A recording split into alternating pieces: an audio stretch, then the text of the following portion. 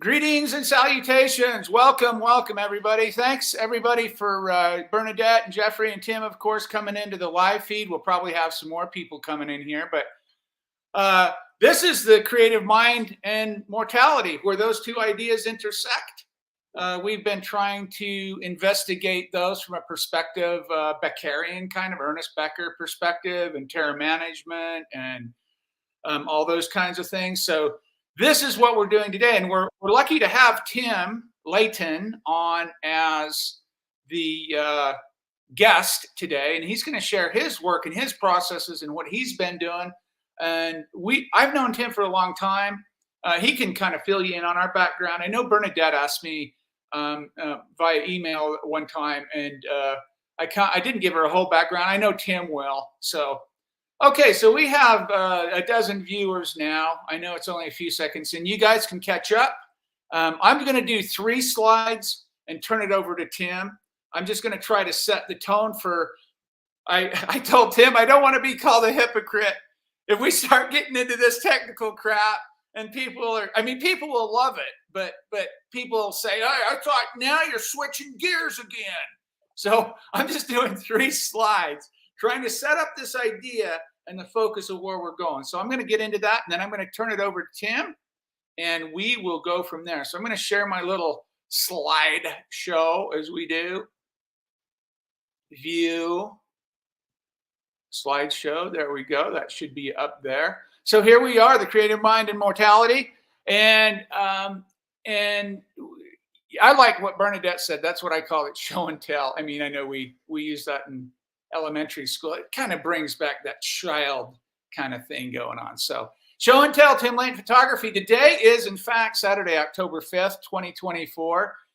I can't believe how fast this time's going, but we are going to jump right in here. Now, remember, this is the main focus on what we're trying to do here. Hello, Thilo. Thilo's in Tokyo, avid watcher. I appreciate Thilo as well. He's in here a lot. And Stephen. Hello, Stephen. Sorry. Where is Stephen? There he is. He's in Vancouver, Jeffrey. Jeffrey's in Vancouver, and Stephen's in Vancouver. Good to see you, Stephen. We're happy to have you. And Boguslaw's in. Where's Boguslaw? Oh, there he is. Oh, it did it to me again, guys. Hold on. I got my tab. I can't see Boguslaw down there, so I gotta get rid of some of my things so I can see him. Remember when I had to do this before? I had to go full screen. Yeah, I'll do that. View, enter full screen, and get Boguslaw on the stage with us. Here we go. Made it worse. How do I do this? Oh. Here we go. There he is. Add to stage. Welcome, Boguslaw. Good to see you, brother. Okay, so we have been looking at these ideas as artists and creative people through the lens of terror management theory mostly, but based on Ernest Becker's theories. And my drive for this was Otto Rank, wrote the book Art and Artists, and he was a disciple of Freud, and all the psychological underpinnings of how artists operate psychologically in the world.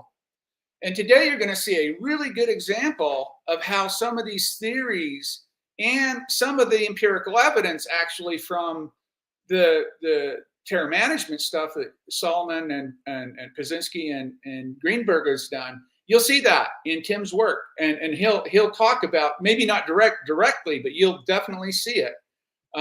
Oh, and Michael, good to see you, Michael Wellman.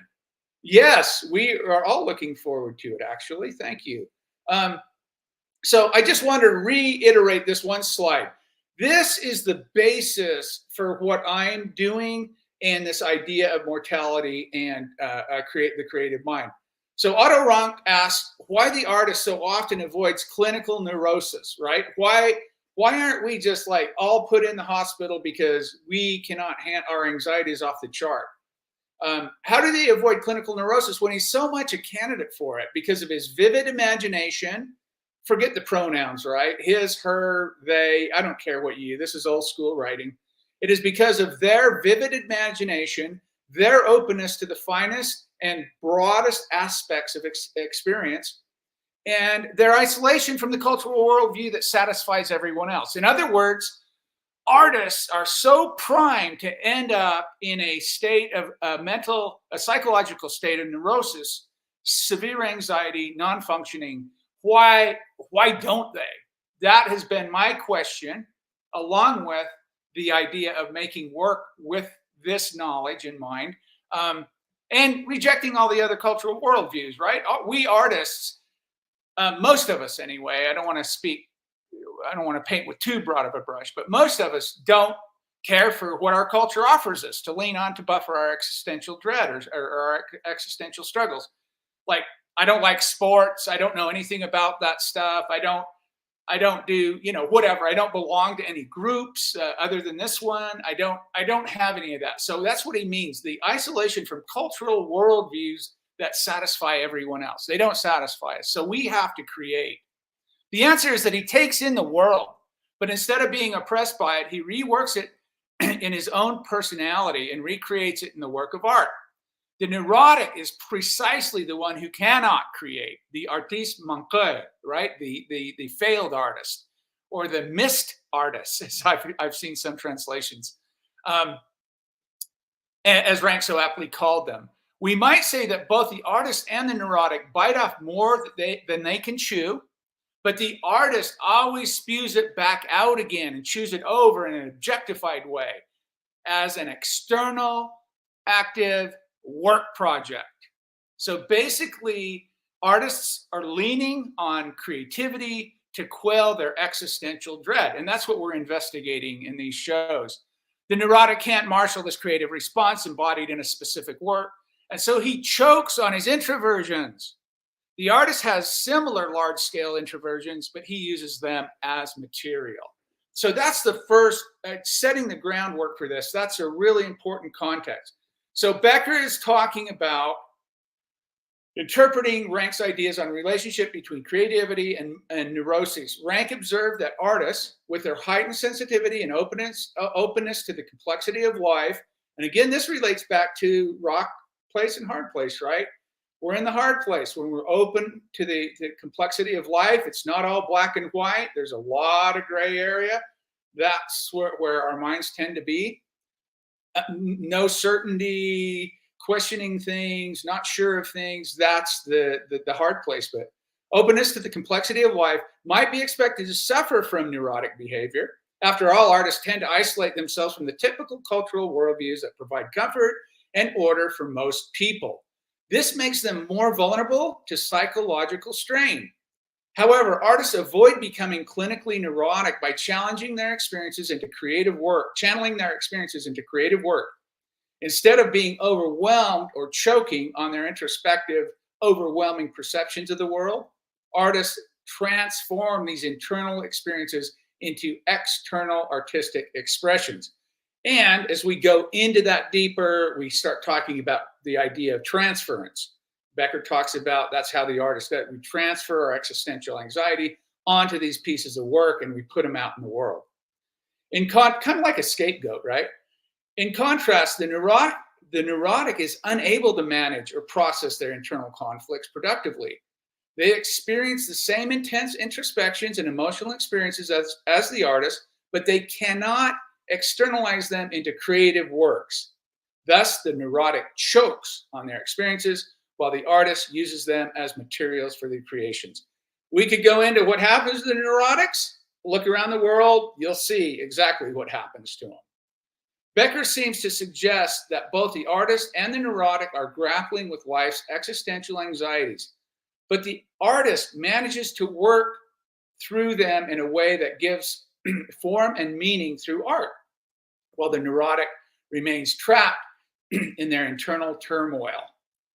In today's talk, Tim's going to talk about various things. This is the last slide here for me, and then I'm going to turn it over to Tim. He's going to talk about various things today, but the big thing is the last, I don't know when we started, Tim, you can brief him on this, but we worked through a bunch of these calotype pieces and ended up on one specific kind of process. I've got a lot of paper negatives in my work, and I've experimented a lot with these processes, and they're really interesting.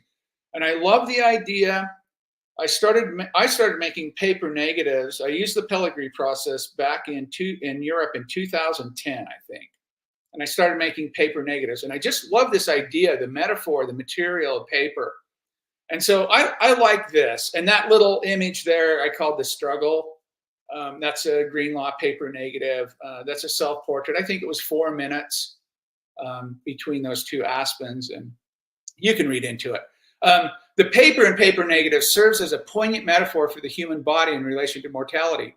Just as the delicate fibers of the paper can yellow, crease, or disintegrate over time, the human body too is subject to decay and impermanence. And I'm very interested in our animality, the decay, entropy, and the impermanence of humans. That's my work visually, metaphorically, kind of incorporates that along with the death anxiety and the malignant behavior and all that stuff. But in both cases, these mediums, paper and flesh, are temporary vessels, yet they carry profound significance. Imprinted on the surface is a snapshot of a moment preserved in a material that is inherently fragile and prone to degradation, right? Degrading, decaying, entropy, everything is. Similarly, our lives are collections of fleeting experiences and memories etched into our physical forms for a short while before they begin to fade. Remember Roland Barthes and the Camera Lucida? We talked about this a lot. This is very Barthes philosophically oriented here. Before they begin to fade. The image, like memory or life itself, may endure for a time, but its substrate is transient, a reminder of the inevitability of change and the passage of time. This fragility in paper negatives parallels the human experience of mortality. Just as paper can succumb to the forces of nature, light, moisture, or wear, the human body is vulnerable to the ravages of time and entropy. The very material of the paper, like the flesh, makes the image's preservation both precious and precarious, symbolizing the tension between the desire to preserve life and the inevitability of death. So I wanted to share that with you. And I am now going to turn this over to Tim just as I'm going to stop screen, just as a warm up here. So Tim, welcome, take it away. I'm going to mute myself if I can. Yeah, I appreciate it. Yeah, so I'm going to talk to you about a few things today. One, we're going to get into this idea around mortality and the passage of time. So that's going to be more of walking you through my artist statement for Pictorial Whispers. You'll see a couple examples, and then I'm going to take one of the prints, and you'll see this framework that I built. There's 10 key metaphors that took me over 2 years to painstakingly modify, create, trash them, start over.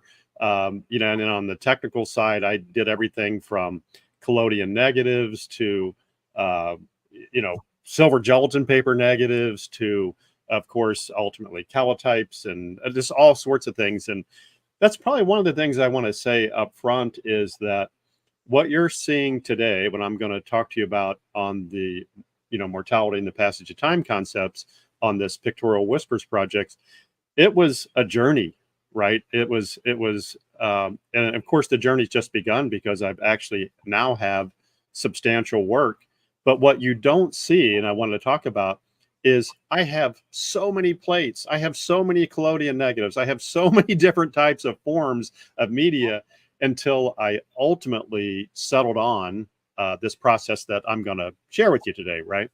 So it's just amazing. I think so many people just see what you show them, right? But there's so much that goes on behind the scenes to get there, right? And it's not a quick thing to get there. All right, so let me share presentation. And my style is very casual. If you have questions or comments, Quinn, I probably won't be looking at the screen just unless it's audio, but I'll take care. Usually the folks in here will just unmute themselves and kind of just interrupt if they can. Yeah. And then I'll watch the comments and the feeds, and I'll take care of you on that end, Tim. You concentrate on your stuff and I'll take care of you there. Yeah, thanks. Yeah, that's great. All right. Can you see the presentation? You're good? Okay. All right. All right.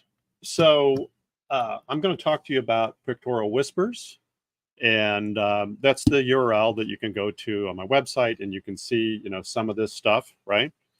But this is something that is very personal to me, and it took me a long time to work through this. And Quinn, I've talked to you. I can't even count the number of times we've had conversations as I've worked my way, through this process, right?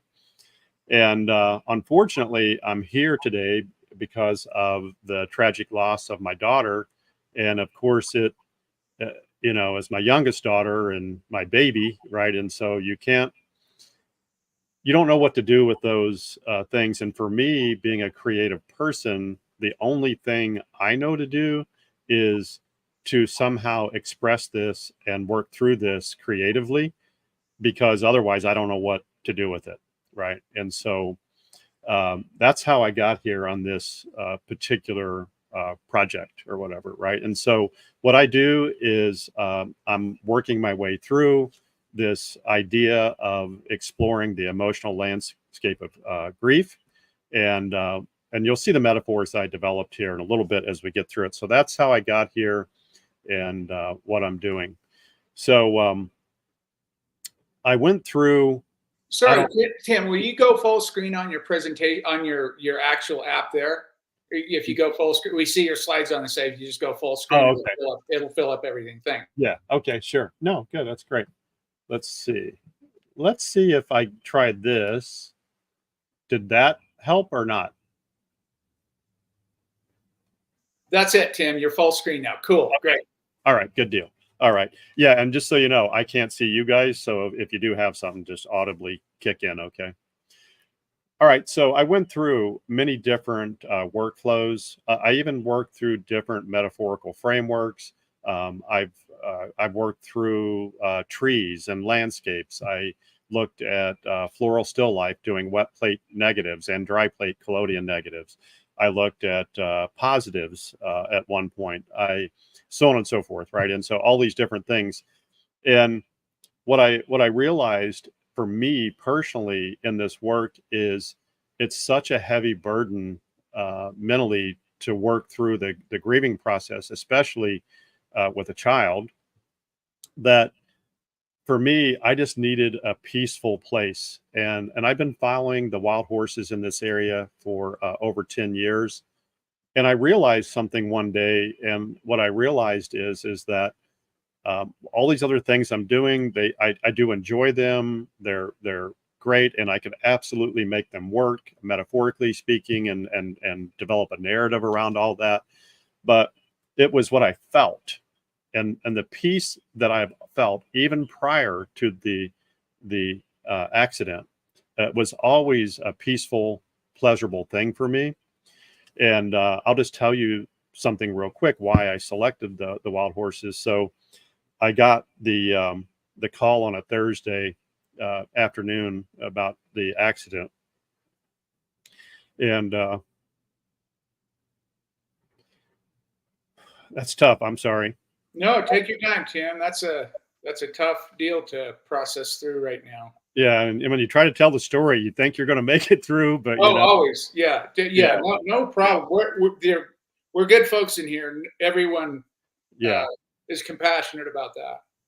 So I get the call, and you can imagine that's life changing, or whatever. And so about after pacing through the house and not knowing what to do with myself, and so on and so forth, and all this deep grief, I said, I've got to get out of the house.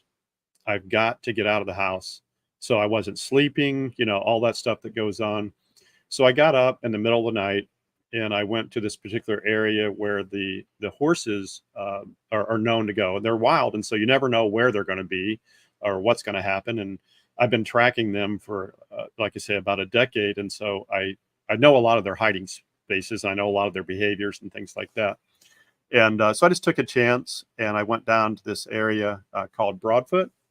And there's a big river and a big field down there, and they drink out of the river. They have these big lush fields where they can graze in there. And then if they need to get away from a predator of some sort or a perceived predator, then they can go across the river on the other side and so on and so forth. So I got there in the middle of the night and just kind of studying there. And I decided, well, I'm probably 45 minutes or so. I could see just a little glimmer of light starting to come, over the horizon. And I got out and I have a little, like a hunting stool, if you will, or a camping chair, if you will. And I just went out and sat in the middle of the field. I couldn't see the horses. I couldn't really see much of anything.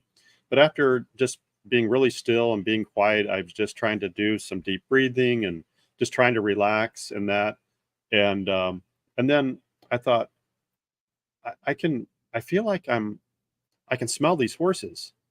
And I thought, well, maybe I'm just imagining things, and so I just kind of let it go. And a little bit more time comes by and I'm like, no, I can definitely smell these horses. Now you realize I'm in this big, vast open space, right? And so you think, well, how could you, smell these horses? And so I just kind of pushed it off and I got a little bit more light and a little bit more light came in to the floor down in the field down by the river. And I thought I could possibly see this white mare. And a lot of these horses are white in the Ozark Mountains here where these wild horses are.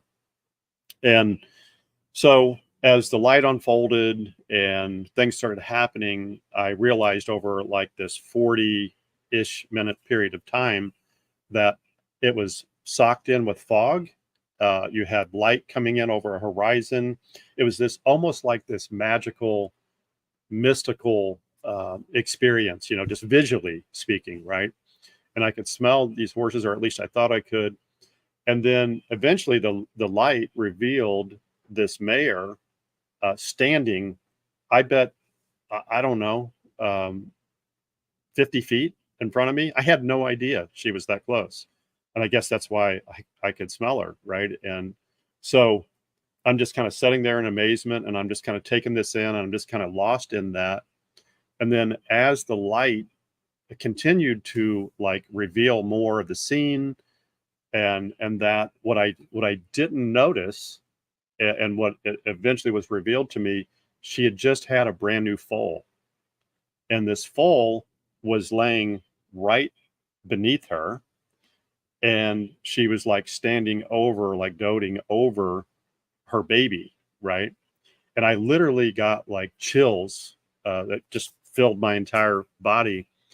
And I'm sitting here thinking that about my daughter, and I'm thinking about this metaphorical connection that's kind of happening here. And it just like was going in this very slow process or whatever. It seemed like I was just there for hours almost. And as I kind of evolved and went through that experience, I just had this feeling, this overwhelming feeling that, she was, that she was okay and she was being watched over. And that's, one of the biggest things for me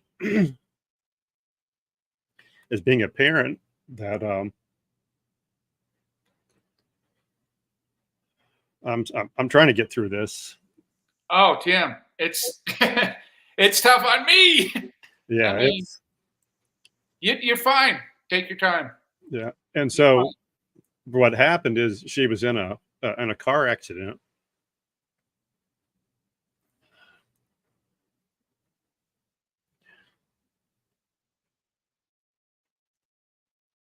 And the and the fact that she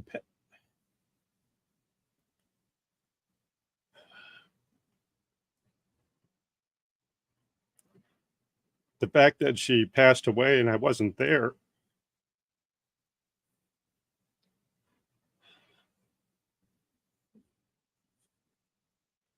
it was just more than I could handle. And so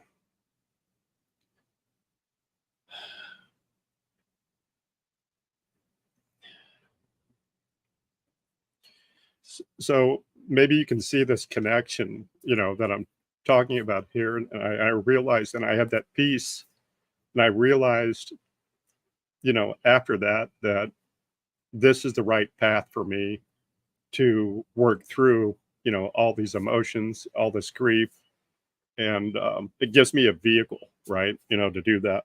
So I've got these. I think it's a good point there, Tim. Just to give you a second here, I think it's a good point that you're making there in that first piece that I read about Ronk, talking about how what the artist does versus the neurotic. Yeah. Well, there you go. You are textbook Beccarian Ronk. I just threw that in there for you. No, it's absolutely. I see that too, Gwen, for sure. And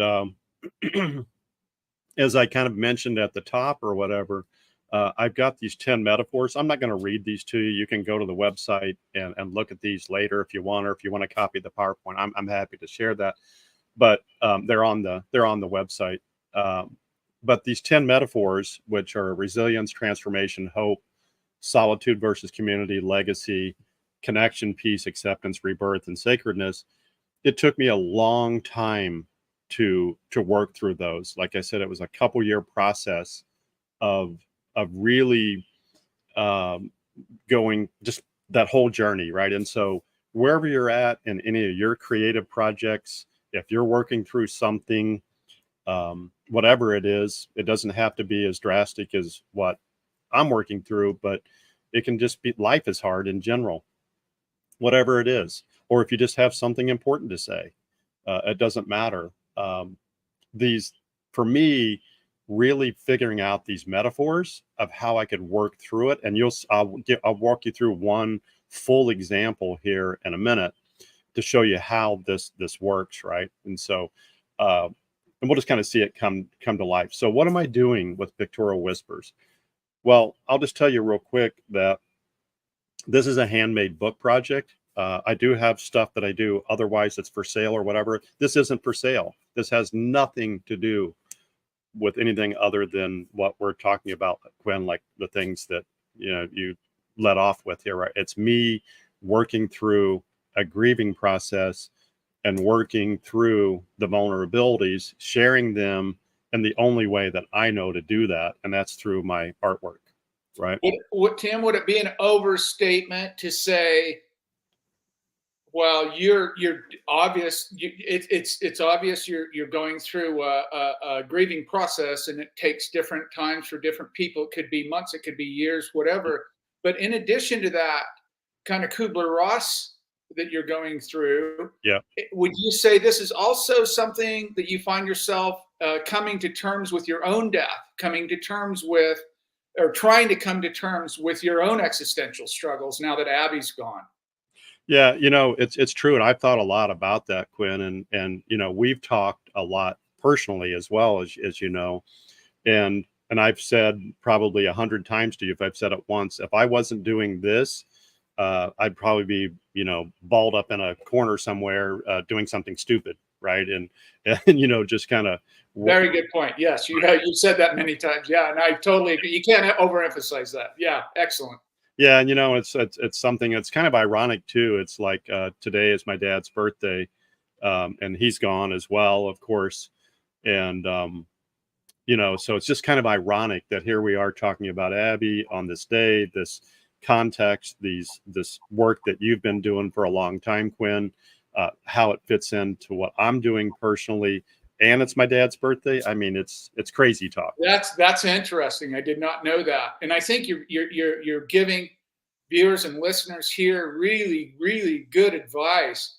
Like old Socrates said, self-examination, and I know you do that a lot, Tim. I talk to you often. We have many conversations, and that's really your greatest strength. And I know you'll go into this, but your greatest strength coming into these kind of fine art projects, non-commercial, right? The personal works, is your ability to accommodate and assimilate information and processes that will help you work through a non-commercial piece of work. And I think you're giving great advice for people to slow down and listen and get in touch with that. That's wonderful. Yeah.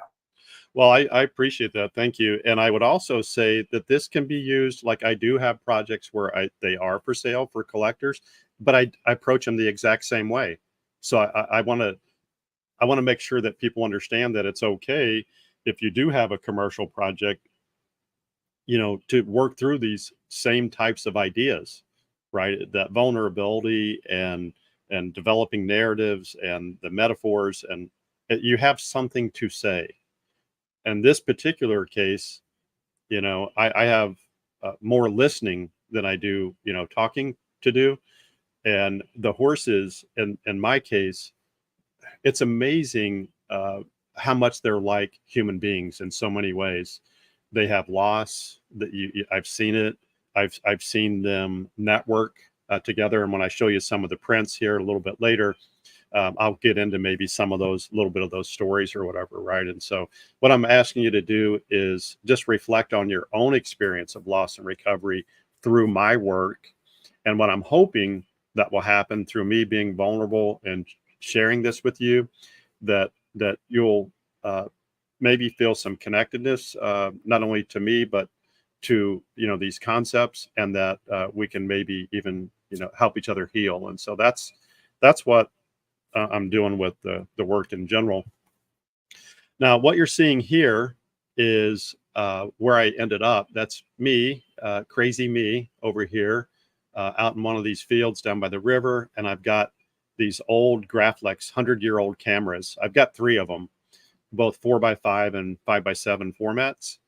And I worked through, I did 16x20, or at least I tried, of the horses. I thought I was going to nail it with 8x10. No, couldn't do it. Didn't matter what the negative medium was. Even tried, just regular large format 4x5 cameras and stuff. And I realized these old Graflex cameras offer me the ability, because of the focal plane shutters and and I needed a little bit of speed. So I had to use more of a modern emulsion sheet film to do that. And I just I found the perfect tool and the platform for the job. So that's what I'm going to show you some prints here in a couple minutes, but that's the tool set for this particular project or whatever. Yeah, for those folks that don't know what he's using there, and this is incredible, and you're going to see it right now. But just the folks that don't know, back in the 30s and 40s, maybe even earlier, you think of Ouija. These were photojournalist cameras, guys. Yeah. These were photojournalist cameras. So just set that context. Yeah, that's great, Tim. Yeah, and actually, my 5x7 cameras are 1902 and 1907 models. So they're well over 100. And this one right here, I think if I remember right, is 27. So it's right at almost 100 years old. And there's a gentleman that specializes in restoring, and you can imagine all the stuff. And it's legit. I mean, it's 100% mechanical. The image is right side up. And so I'm out, just like what that is showing over here in the field. I'm literally chasing the horses into the mountains, down by the rivers, through the creeks, wherever they might be. And I'm photographing them with sheet film. I'm using HP5, so I can get about 1/200th of a second. And I'm shooting these lenses, 3 or 4 different focal lengths, and everything from wide angle to telephoto. And the lens that you're actually seeing there on that Graflex to the right, that's either a 17 or an 18-inch lens.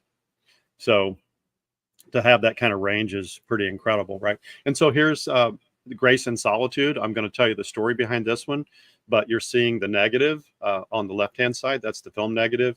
And then they're platinum and palladium prints. They're 4x5 or 5x7, and they're all going in a handmade leather book.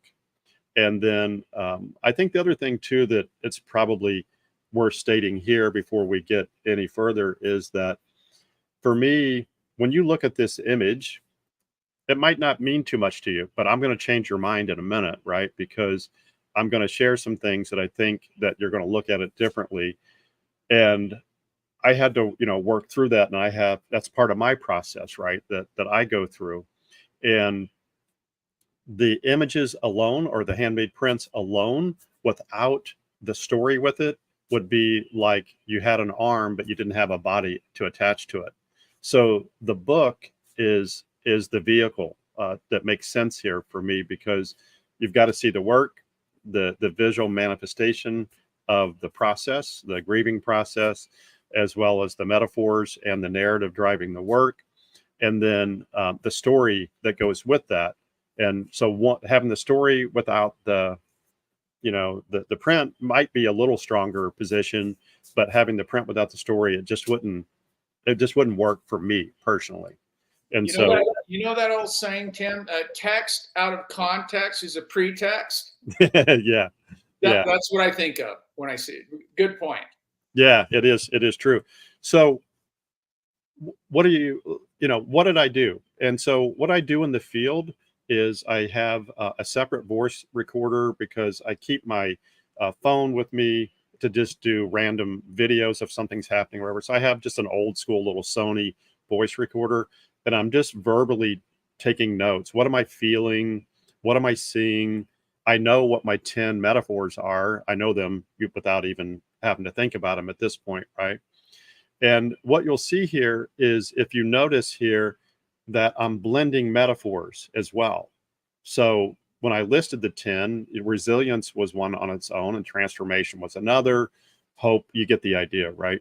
And so it's fluid, and they can work together. They can work in isolation. Sometimes there's only one metaphor. Sometimes there's 9. It just depends.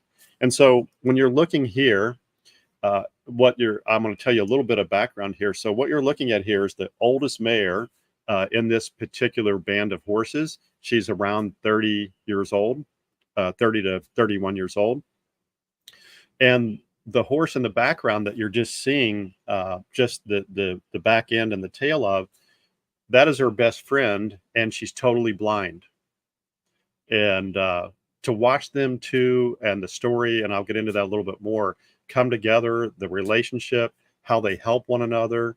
I've seen it over and over and over again, and I'm seeing this compassion in these two animals, and I see that happening. And so when I look at that old mare, she stands there as a symbol of resilience. That's what I thought, and that was like the note that I took, right? I've watched her go through seasons that are unimaginable, like at her age. 30 years old as a horse is old, right? And we had, like last winter, we had days that were below zero, sub-zero freezing. And it's just, I'm just find myself thinking about her. How's she going to make it? I need to go check on her. I need to go see what's going on. I know there's nothing I can do about it, but that's the kind of impact that these horses have had on me, right? And so I see her as just this transformative, like I wrote here, power of survival and inner strength. And she's facing all kinds of adversity that all of us face as we get older, right? Her hips are bad. She's got arthritis.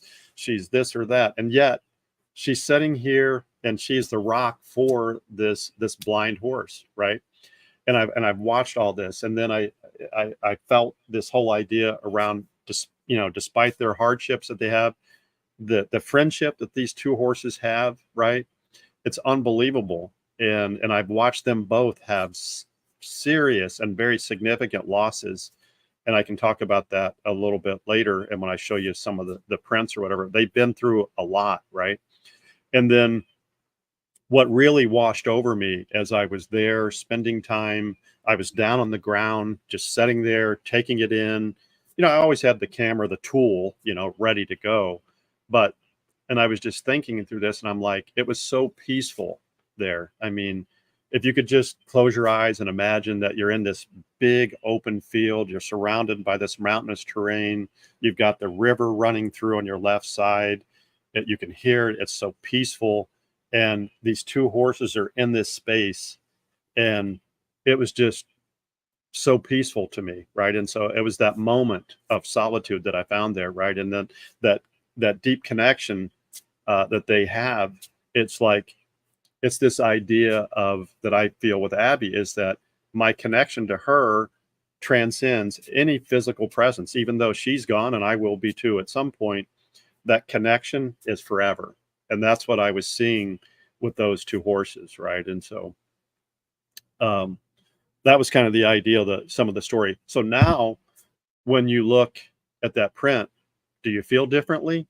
You know, are you thinking differently that, you know, like what I was going through, and hopefully I'm illustrating and communicating how important it is to just be honest with your feelings and thoughts as you work through and you create these things, right? And so I'll pause there. Quinn, did you have any comments or? I think you hit spot on. I think you hit the nail on the head with context. This is such a complex thing to deal with, and Yeah. you know, you're dealing with grief and loss, and you're dealing with your own mortality, which is wrapped up in it. And now you brought this beautiful, you know, I know you told me about her. I know you have, because I remember the 30-year-old. But man, to put it in context like that, and the blind friend, and you know, the first thing that came to my mind, Thomas Ligotti, that author of The Conspiracy Against the Human Race. Oh yeah, yeah. He said consciousness is the parent of all horrors, right? So I look at her, and I look at her resilience and her everything, and her friend, and I just think how wonderful that would be if, you know, they don't have that burden. They don't have that, right? They don't know anything about it. And so what a wonderful model to use. Like, what if I didn't have existential struggles? She doesn't. She's 30. Her friend's blind. What if, you know, that's my interest in animality too, you know, us denying that because they don't have consciousness as far as we can tell. But wow, that's a beautiful and powerful story. No, I think you nailed it. Anybody have anything for Tim on that one? Any comments, Bernadette? It is beautiful. Thank you for sharing. It's a very brave thing for you to do, to share that, and you probably knew you would get emotional. I think we all did. Yes. So it's a very brave thing. So thank you for sharing that, because each of us here, I'm sure, have suffered some sort of loss. So it makes us all not feel so alone. So thank you. Wonderful. Great comment. The image is beautiful. And Quinn, I think that the horses, they do know. The what? The horses know. Oh, I would have to see some evidence on that. I don't think they do know. No, come on. No, there's, you know what, Bernadette? What?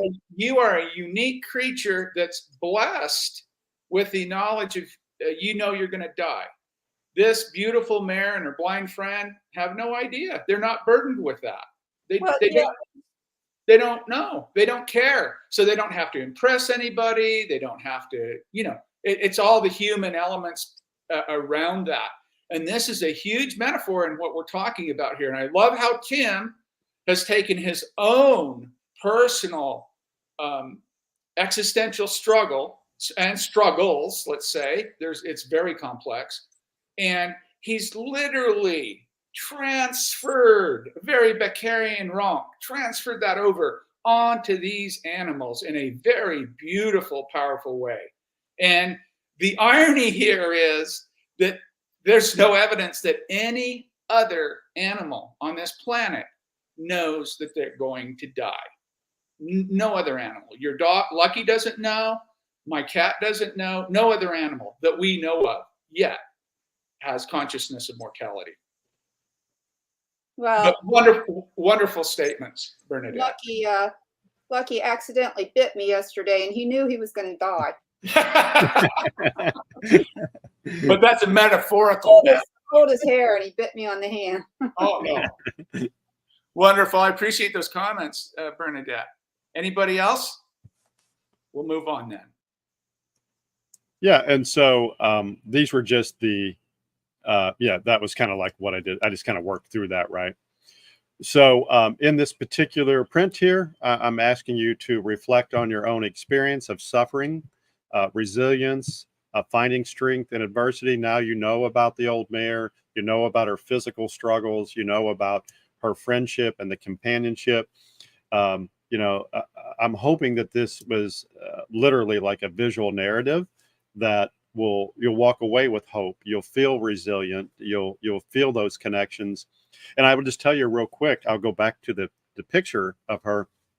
So, and I'll show you the blind mare here and another print, and I'll show it to you real on the second camera. But the thing that I wanted to tell you about this before we move off of this is 3.5 years ago, the blind mare, which you'll meet here in a little bit, she used to be part of a different band of horses, and you don't know why they get run off, but she had a brand new foal, and she showed up over in the Shawnee Creek area, and no one, they're very interesting animals in the sense that they do not like outsiders at all, and they do not take well to any type of outsider, even other wild horses, right?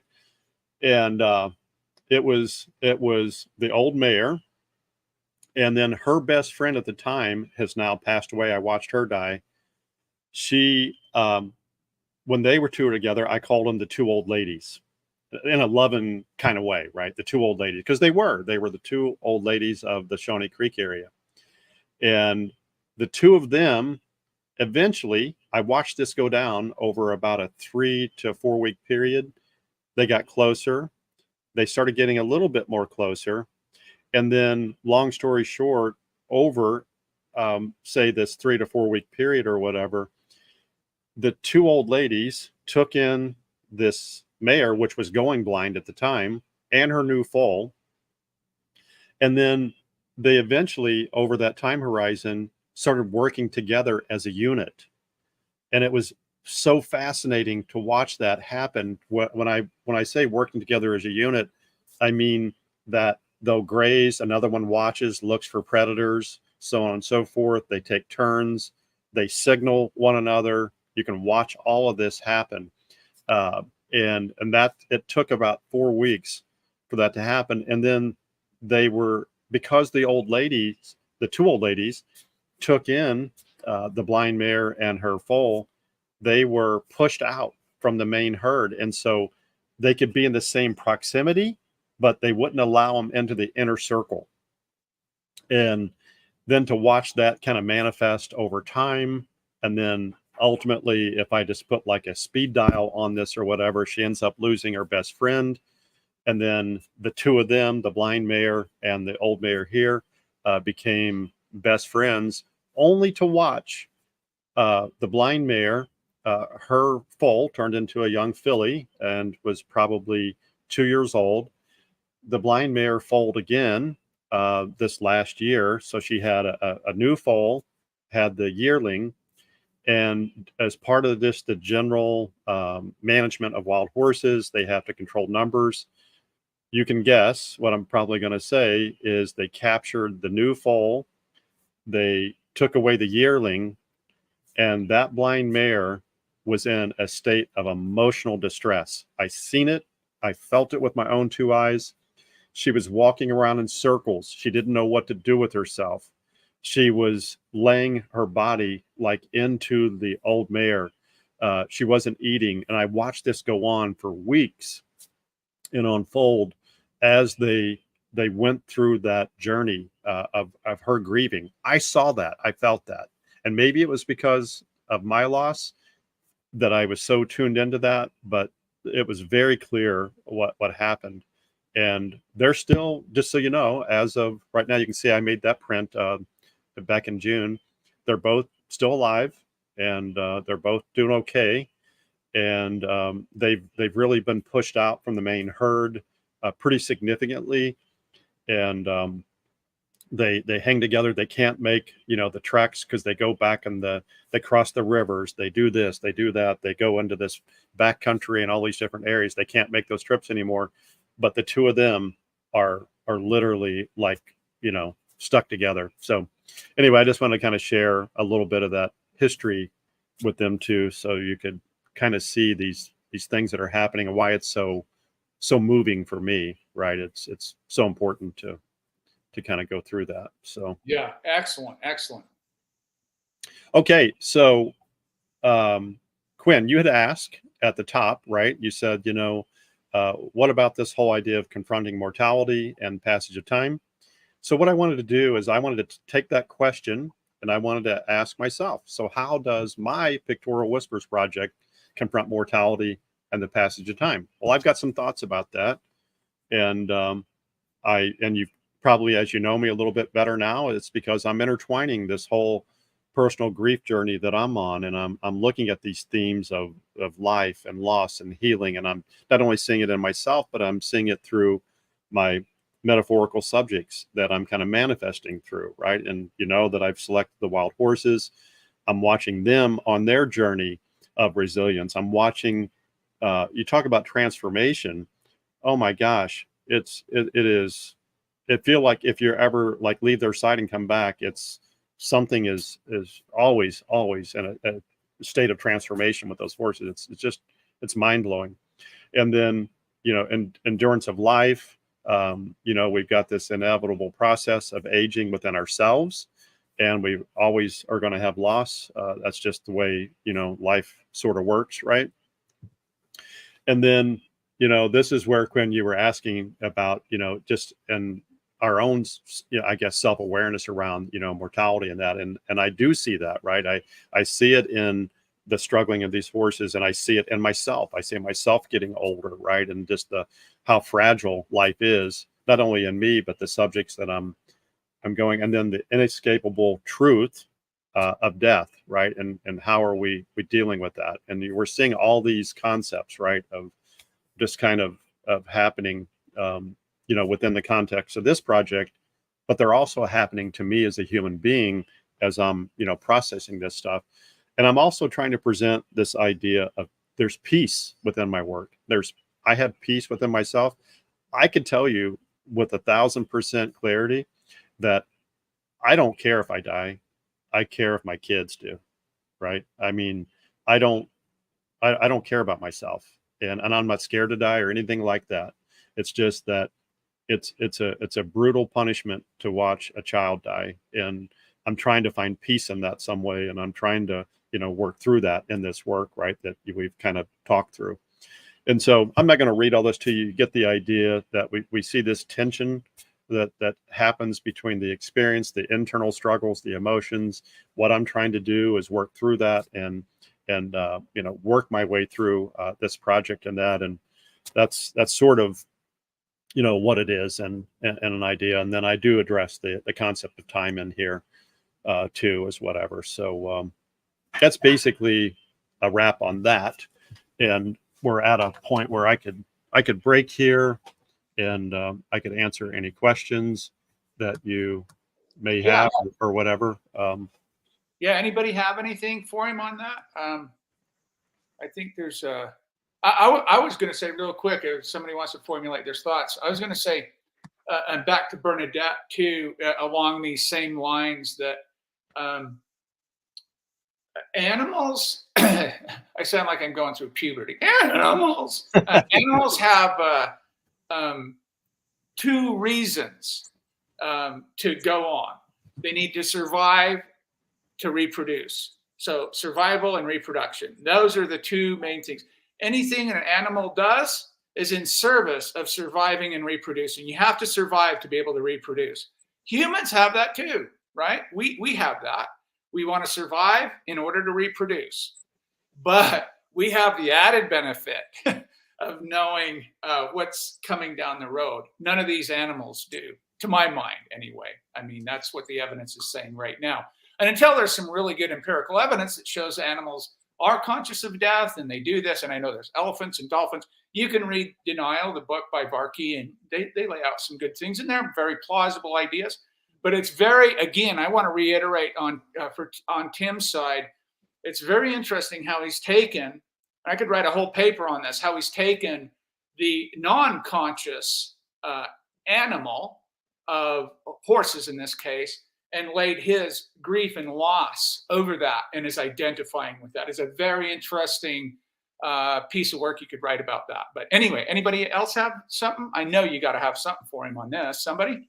So just to you, Quinn, real quick, with the animals, you know, I'm going to kind of disagree with you on what they know and what they don't know. But do you think there's a difference in an animal consciously knowing it's going to die, but I think that animals mourn. I've seen so many examples of that and read so many things. So how can you mourn? You know where I'm going with this. I mean, how can you mourn if you don't know that Yeah, somebody has yeah, died? that's good. First off, let's say, and it's a great question, and you're more than welcome to say, hey, I don't buy into that. I know animals know they're going to die. That's fine. The problem with that would be providing any evidence for that proposition, right? I know that animals know they're going to die, and that's your premise. And what evidence are you going to present to show that you know animals are going to die? Because all the evidence shows now are some animals have a more advanced consciousness, if you will, in this case, elephants, dolphins, some primates. They seem, you're talking about grieving, right? Elephants going to the funeral march and dolphins. There seems to be some advancement there. If you read Denial, they lay out some really good scientific empirical evidence for why are we the only animals that have crossed that bridge into the knowledge of our mortality? Well, they lay out some really interesting evolutionary facts about that, and you can draw your own conclusion. But really, we love to anthropomorphize, right? We love to lay our human emotions over animals and say, oh, they know that. No, they don't. My cat gets up and headbutts me. He wants food. He needs food to survive. He's not loving on me. Well, maybe he is a little bit, but that's kind of the thing. But yes, animals are another piece of evidence for that is the raccoon out there isn't trying to be the best raccoon of all raccoons. We're trying to be the best human in any competition. There's really clearly defined will to supremacy, will beyond survival and reproduction, because animals do that. They fight. They fight over food. They fight over territory, usually to do with food and water. But they're very basic. They don't have that instinct to do what we do. There's a couple of coming in here. Thanks for that, though. There's a couple of questions coming in, or comments. It's been my experience that some animals have the capability of sensing our emotions, for sure. Yes, there's no doubt. They can tell, like service dogs and things that are trained up. There seems to be retrievers and some of these certain breeds that seem to be more domesticated, more in tune with human emotions. Definitely can tell if you're distressed, no doubt about it. You have a way of connecting with them, but you don't think these horses have a way of connecting with you. Oh, okay. So that's a question. Do you see that, Tim? I feel like they are connected to me. And I don't know if it's on some higher plane or level of consciousness or what it is, but I can tell you from my own experience of having been, out there for 10 years, I've seen everything from idiots coming in doing really stupid things to, people doing great things with the horses and stuff. And I just know from my own experience that I can tell by their body language. I can tell by, I don't know how. It's just something I feel, I think is more that what I'm trying to say is that I can see horses that have literally almost trampled people that are kind and gentle to me. Right. And I think they know on some higher plane that I'm there not to hurt them. Exactly. I'm healing. And the experience of being there is like therapeutic for me, right? Even if I'm not doing, and I will just say this, there's many times I don't do zero photography, right? I'm there just to experience that and to heal and I take notes and, do all that sorts of things, right? Or whatever. So the short answer is yes, I do feel a connection to them. And I do believe, at least in my own mind, that there is some mutual connection that's happening. Yeah, that's a good point. Wendy, hi, Wendy. I'd love to know what you mean by non-conscious in relation to animals. I think you just heard me say that I equate consciousness to me in a very limited way if you're defining consciousness, because you can't really define it. But to me, a part of consciousness is If I know I'm here and I exist, I know that I'm going to eventually die. That to me is a part of consciousness. To know that you're going to die puts a big burden on us psychologically. Huge. That's what terror management and everything's about, right? So animals, what I mean by that is animals do not have that as far as we know.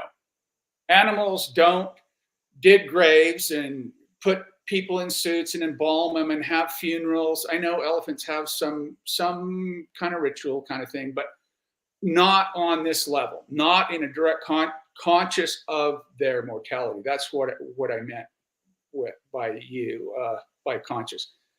I'm with you on this, Bernadette. Okay, so you've got some animal people, and we do love to anthropomorphize, right? We do love to do that because, man, it feels good. It makes sense. It helps us, and I say this is my motto: whatever coping mechanism you're using to get beyond to deal with your existential dread and your existential struggles, as long as it's not hurting yourself or other people, go for it.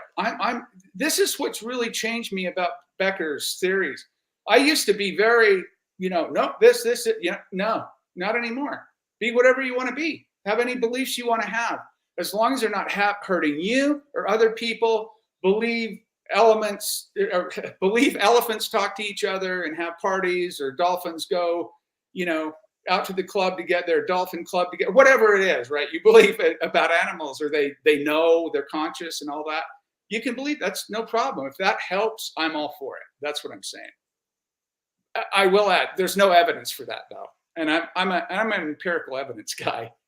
Have either of you studied any connection with ego death or dissolution of oneself during grief? Then the resulting flow states connection with art coming in terms of loss of ego. That's what Becker and Ronk's talking about. I mean, you're making it specific about ego and grief, but that's exactly what we started the conversation with, to be honest with you. Tim, do you have any comments on that? I don't think anything that's worth adding that hasn't been said. Yeah. Yeah. So ego death, Buddhists and some Eastern philosophies, talk about, attachment and suffering and ego, lack of self, all those kinds of concepts and ideas. And again, if they work for you, thumbs up, right? There's limited, everything in the world to me is a construct. So it's really hard to get past this. This is concrete, absolute, no doubt about it, truth. It just, I have a problem with that, but good question. Okay. I have something. Yeah. Tim, are these horses, is this a sanctuary, or are they in a confined area at all, or are they totally wild? They're totally wild. Okay.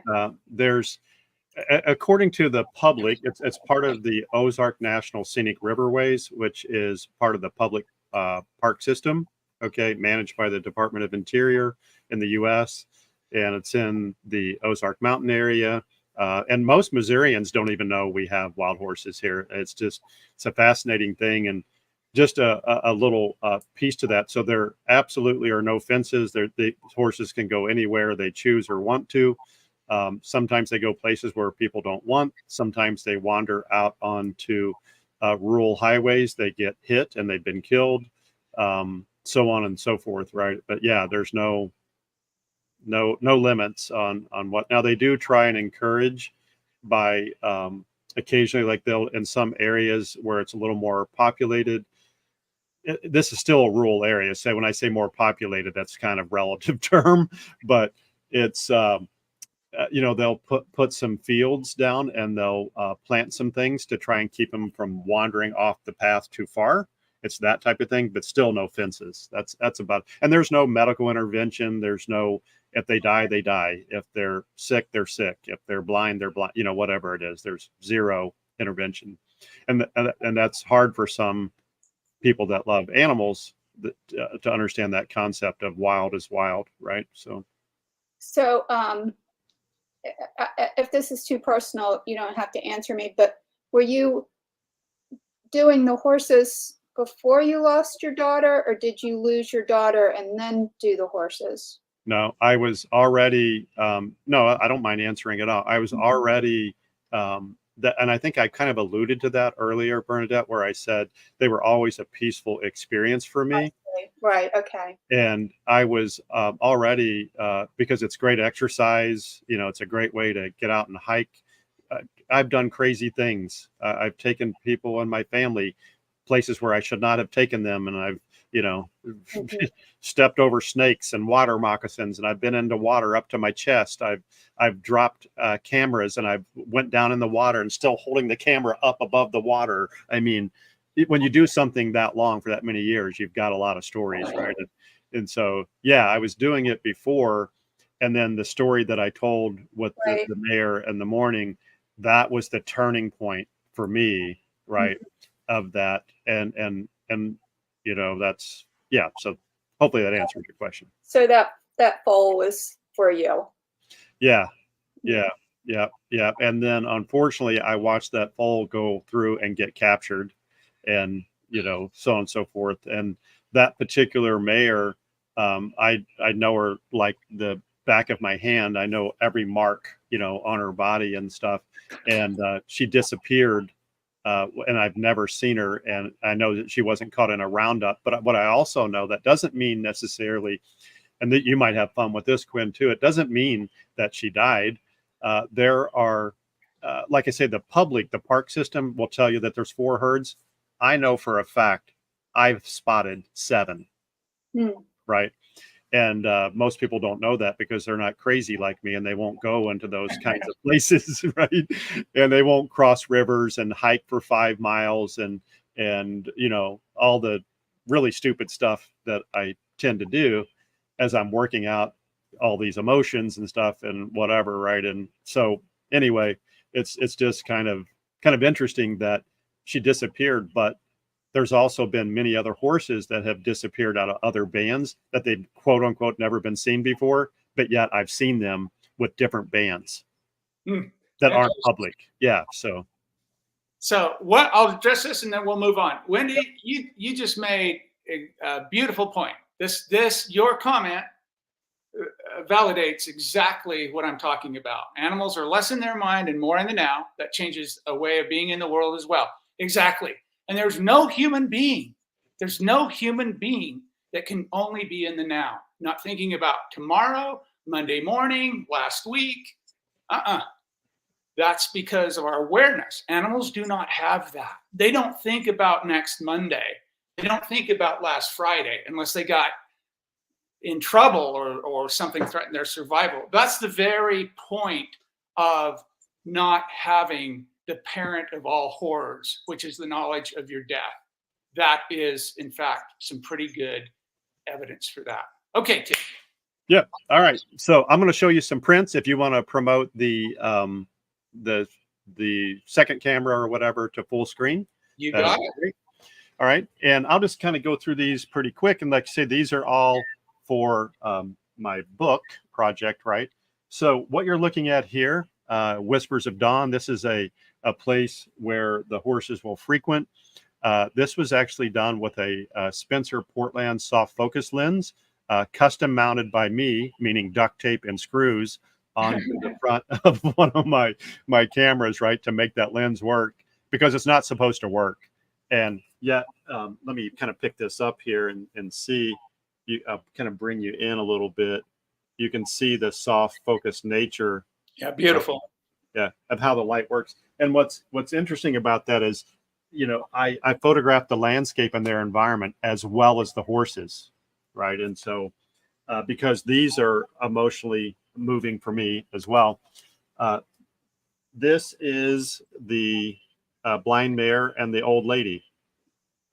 Nice. And you can see the bad hips on her. You can see, you know, kind of like how she's frail from that angle. And maybe I'll bring this up here a little bit. Can you see that a little bit better? There you go. Yeah, there you go. And then the blind mare, you can kind of see a little darkening around that eye that runs down there. Yeah. And but those are the two buddies. And I this is an artist proof, of course, but it's the silent guardians of Shawnee Creek. You know, and where I was going with that was, you know, there's these very strong, very young, very mature horses that think they're the boss. I laugh to myself and I think these two old ladies are the boss. You know, this is an old abandoned mill area called Klepsic Mill. And this is a fascinating place because there used to be back, you can actually look up the history on this, but 100 plus years ago, there were pioneers here in the Ozark Mountains. And that was one of the mills that they had, and they had homesteads, and there's ruins of the homestead that are still out in the, because they always would settle near rivers and creeks and things like that, right? Yeah. And the horses have now reclaimed that area as their own. And I'll come down here by this old mill, and what you don't see is that there's a whole vast water system with shut-ins and granite and all this stuff that is in there. And it's a very interesting place. And this is there again. This is this isn't technically one of the better ones, but that would be like what you would see to the left of the mill, right? That gives you some kind of idea of the water that's through there. And then this is a little further down. You can see all the granite and the falls here. See? Yeah. And they're, like I said, some of those aren't technically the best, but I don't really care about that too much. I don't get too wound up on that. This is the actual print. Here's the live print that I showed you earlier. That was on the screen. Yeah. So you can get a little closer look at that. Very nice. Yeah. Yeah. Tim, did you say those were platinum prints? Yeah, they're platinum and palladium. Thanks. Yeah, and so you can see they got a little bit of a warmer tone, and so they're basically 75% palladium and 25% platinum. And I found that mix gave me the right tonality and the right dynamic range, because those white horses are, if you tried to do those in pure platinum, you'd run out of tonal scale. You do, right? They'd be grainier too. I tried, trust me. That's why I know. And here we have see, here's another scene. And you see here, this is Broad Horizons. And you can see the old mare there. And there's another shot of the blind mare in the background there. That's just a different, that was in the same morning, just so you know. It was the same morning as this one. Right. I love how those trees are rendered in the background. That last one you just put up there, the trees look, it's almost reminiscent of some kind of old albumin print. It is. Now, I'm going to show you something that's magical right now. And I have no idea. I had the 17 or 18-inch lens on to get this. And they were doing controlled burns as part of the National Forest. Okay. Yeah. And I could barely breathe. And I saw this big stallion, and this was on one of the bands that are very, very hard. I mean, to give you a point of reference, these horses, like this one I'm getting ready to show you, I could go 6 months without ever finding them. And I'm looking all the time. This is how hard they are to find, right? But look what I found here. Oh, he's beautiful. Isn't that something? Beautiful, gorgeous. Wow. And that rendering, that's smoke in the background. Love it. And that old Dallmeyer 17-inch, it was, look at the rendering on that. It's crazy, the amount of detail, right? I mean, and Quinn, you know, I'm a crazy pictorialist, soft focus guy, right? But there's times where you want detail, and this would be one of those times. Sure. Yeah, absolutely. Beautiful. Beautiful. Yeah, that was an amazing experience. And I saw him over there, and oh my gosh, it was so difficult. All right, this you're gonna love. Look at this. Yeah. Yep. So it was, if you look at what's happening, there's actually three. There's one of the oldest mares that you can't really see, which is right here, right? This one is in a state of sleep. This one's monitoring the background. And I just watched them basically in this huddle, just literally communicate, and took turns napping. And they were still connected, even though they were in this almost transient state. And they made me sleepy. it's like that was, and there again, that long lens on that Graflex made that possible. Yeah, gorgeous. Yeah. Yeah, this was quite challenge technically to get this, because this horse was moving pretty good. But this was me panning, and if you know anything about the Graflex, we have something called bag mags, and you have 12 sheets of film, and what you do is you pull the bag, you rotate it, and then, long story short, you can get really fast at that, and you're going to see something pretty amazing here in a minute. So anyway, there's that was quite an amazing moment. I'm like, I couldn't believe I actually got it sharp, and there's a lot of them that aren't sharp too, by the way, right? Okay, so this is probably my biggest technical, these next two that you'll see, that my biggest technical accomplishment, holding a 120-year-old camera, panning at 1/200th of a second, wide open with a 17-inch lens, and I was able to get this. Oh, nice. Crazy, right? Love it. Wow. Yeah. And then what happened is that was the first one. I was so excited and so, just like, oh my gosh, kind of whatever. And then I changed to the second sheet of film and I framed them here. There's your bag in action right there. Yeah. I mean, look, feet off the ground, dirt coming out the back, right? Edward Murray Bridge right there, baby. Yeah, he'd be proud. Yes, he would. Yeah. I mean, that's really technically difficult to accomplish, right? Now, I could go on with this, but you get the idea. I've shown you a good sample there of some stuff. And I will just tell you real quick, just so that, let me move this out of the way. One of the things that I did, and I had alluded to this, I'm going to move this because I'm going to have to turn on the light table now. Oh, there you go. One of the things that I did prior to working with the Graflex is I was working with landscapes, and this is a Calotype paper negative, and I'm going to talk to you about this technically in a minute, but it doesn't get much prettier than that, does it, Quinn? It's beautiful, man. I'd take that one in a heartbeat. That's like almost too good. Yeah, and you can still see the imperfections in it if you look close, right? But yeah. But what's interesting, let me turn the light off. Let me show you what the salt print. Now, I love the Calotype just by itself, and Quinn and I talk about this all the time.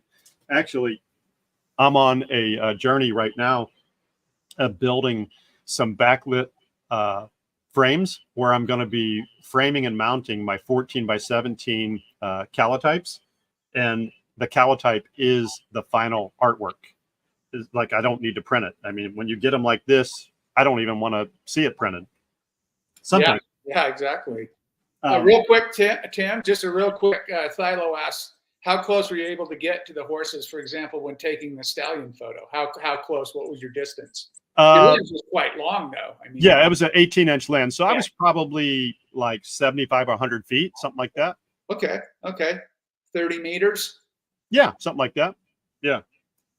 Yeah, that's a long lens on 4x5. Yes, sir. and that's why I picked it. And I have to tell you, it was a journey I went through. And what's crazy is, you know how lenses are, right? You can spend so much money. That particular lens, I don't challenge people. Look, if they have it on eBay and they're selling it, and I give them what they're asked for it, whatever. I paid $29 for that lens. So my kind of lens buying right there. I love it. Yes. And there is the salt print from that Calotype. Beautiful. Right. And that's manifested gold toned. Okay. And here it is platinum toned. There you go. Yeah. So you can see the differences, right? Wow. Pretty big difference. And then I go back and I look at this and I'm like, I just want to look at this. But yeah, and it's quite interesting, to get something. And I'm going to show you some that technically aren't that good, by the way. but that's probably technically one of my best ones. Now I do have another project. Now, like I was saying on this one here, this is where I started with pictorial whispers. I was making the calotypes in the field of the trees and the landscapes. That's where I went down that bent for probably 6 months, to give you an idea. You know, so I've got lots and lots of the negatives, but I ended up, it's kind of quite interesting. And if you go to the website underneath my creative section, you'll see that I've got another project where I am leaning into that, where all of that work, all of that chemistry, all of that deep learning process that has to occur to be able to create this kind of stuff, sometimes it pays off. That's why I always take really, really, really good notes. And I have stacks and stacks and stacks of prints that aren't so good, and some are great. But I keep them all, because I got to remember, because I do so much work. I don't know. I couldn't remember how I got there. Right. So this would be another example here of one of the calotypes. It's really nice. Yes. I'll pull this one out. And you want to see? I'll just tell you while Tim's doing that. Tim is a meticulous note taker and documentarian in that regard. Technical, it's a lot to do with his background, but he is out. I've worked with him enough. I know how extreme some people would call it, but it's really not when you're dealing with these processes. I mean, he's going to talk about that in a minute, but. Yeah, I will. When we get into the chemistry or whatever, I'll just tell you as a general observation, and spoiler alert, I've done probably 90% of all historic processes at some point in my life. To me, I don't know how you feel, Quinn, because I know you've done, a tremendous lot. There is none more cranky and unforgiving than calotypes. It is unquestionably, Tim, unquestionably. I've done all of them. I've done daguerreotypes to... Yeah. You name it. It doesn't matter. Calotypes are technically, absolutely the most difficult, without question. Wet collodion is a walk in the park. It's child's play. It absolutely is Child's play, I tell you. It's no joke. And then Wendy says beautiful, Tim. Oh, thank you, Wendy. Appreciate it. And on this, I was going really abstract on purpose. This was not only a soft focus lens, but then I defocused. And what you're seeing here was actually something that I didn't intend on. What happens is you have to think of your plate holders, that when you're making collodion plates, either ambrotypes or negatives or whatever, instead of having one plate, you have two plates, and you have to sandwich this calotype between that substrate, or there's no way it would work in your holders, right? And so the very first thing you figure out as a calotypist is, how in the hell am I ever going to get a holder that holds two sheets of glass and a piece of paper between it, right? It's literally your biggest nightmare. If you can overcome that hurdle, and you're very, very clean, and you have some instruction, you can do it. Yeah, and keep in mind, just on those ripples up top, when he showed me this way back when, I said, oh, yeah, you went extra damp. Extra damp is good. And when you read about calotypes, and Tim will talk about them, like I said, but that damp paper in there, it makes it more sensitive. It's cleaner, all that stuff. But that's what happened because it was damp and sandwiched between two pieces of glass. Exactly. Excellent. Love it. Yeah. And what I would say is, now that you know the metaphors of pictorial whispers, remember, this was Gen 1 of pictorial whispers before I got to the horses, right? And I was still working on the same metaphors. I was going there, and you could see that you've got this print, or this tree, I mean, that's literally like it's there, but is it a skeleton? Is it alive? Is it dead? I don't know what's going on with this veiling up here. So you could see, the wonderful stories that you can tell within your work, right? I love it. I love it. There's so many. Tim, you were referencing, or you talked about showing only the calotype, and just quickly, I told Tim, this is a long while back. I had a friend in Barcelona. He did 40 by 50, 16 by 20 calotype negatives. Yeah. And it was all centered around the war they had there, right? And Franco. And he displayed only the calotypes the paper negatives. He never printed any of them, and they're absolutely beautiful. So yeah, I'm with Tim on that, and his work looks outstanding as well. Yeah, and I'm really headed that direction. Yeah. You know, for other work, what Yeah. brings me joy. I mean, whenever you, I can tell you of all the things I've ever done technically, when you make a good calotype, you are high-fiving yourself and anybody around that you can even get. Man, your self-esteem is so bolstered. That is so far away from your mind, and you are invincibly powerful. I know. I know that feeling is good. I'm being. It's so fun. And then what you're seeing here is really some technical imperfections, and you see all this graininess or whatever. But the truth is, I share this for a reason. Technically, that's not perfect, but oh my gosh, metaphorically, and where I went with this, and how I aligned my artist statement and the narrative of the work, and you know, I didn't even premeditate that, right? And so, like, I had this idea that I go into this, and then this whole idea of the stippling of that's occurring here, right? Yeah. It's like it absolutely works, and I want to show you what seems to be sometimes, you know, we call them the boogers or whatever, or the negatives. But don't get rid of them, because sometimes they will have meaning, you know, that you didn't ever transpire. And I just wanted to share real quick. This is my first ever calotype here. Let's see. Did something happen to the camera? No, it's there. Oh, it's there. Okay. Let's see. What I'm seeing on my screen is the old tree, and I put a different calotype down. Yeah. What do you guys see up there? I don't like. I'm waving my hand under the camera. No, I can't see your hand. Just see it. Okay, I'm going to remove that. Single tree. Yeah. Okay. Okay, let me add it back. Sorry. There's the camera. Yeah, I don't know. Did your camera go off? No. Oh, not sure. I can literally see it here. All right, let me. It's a blank screen on our end. It is showing. You know, it's kind of interesting. I show, you know, the StreamYard on that second camera. It's almost like it's frozen. So let me go out of that there quick and come back. Yeah, do that. And as he's talking about that,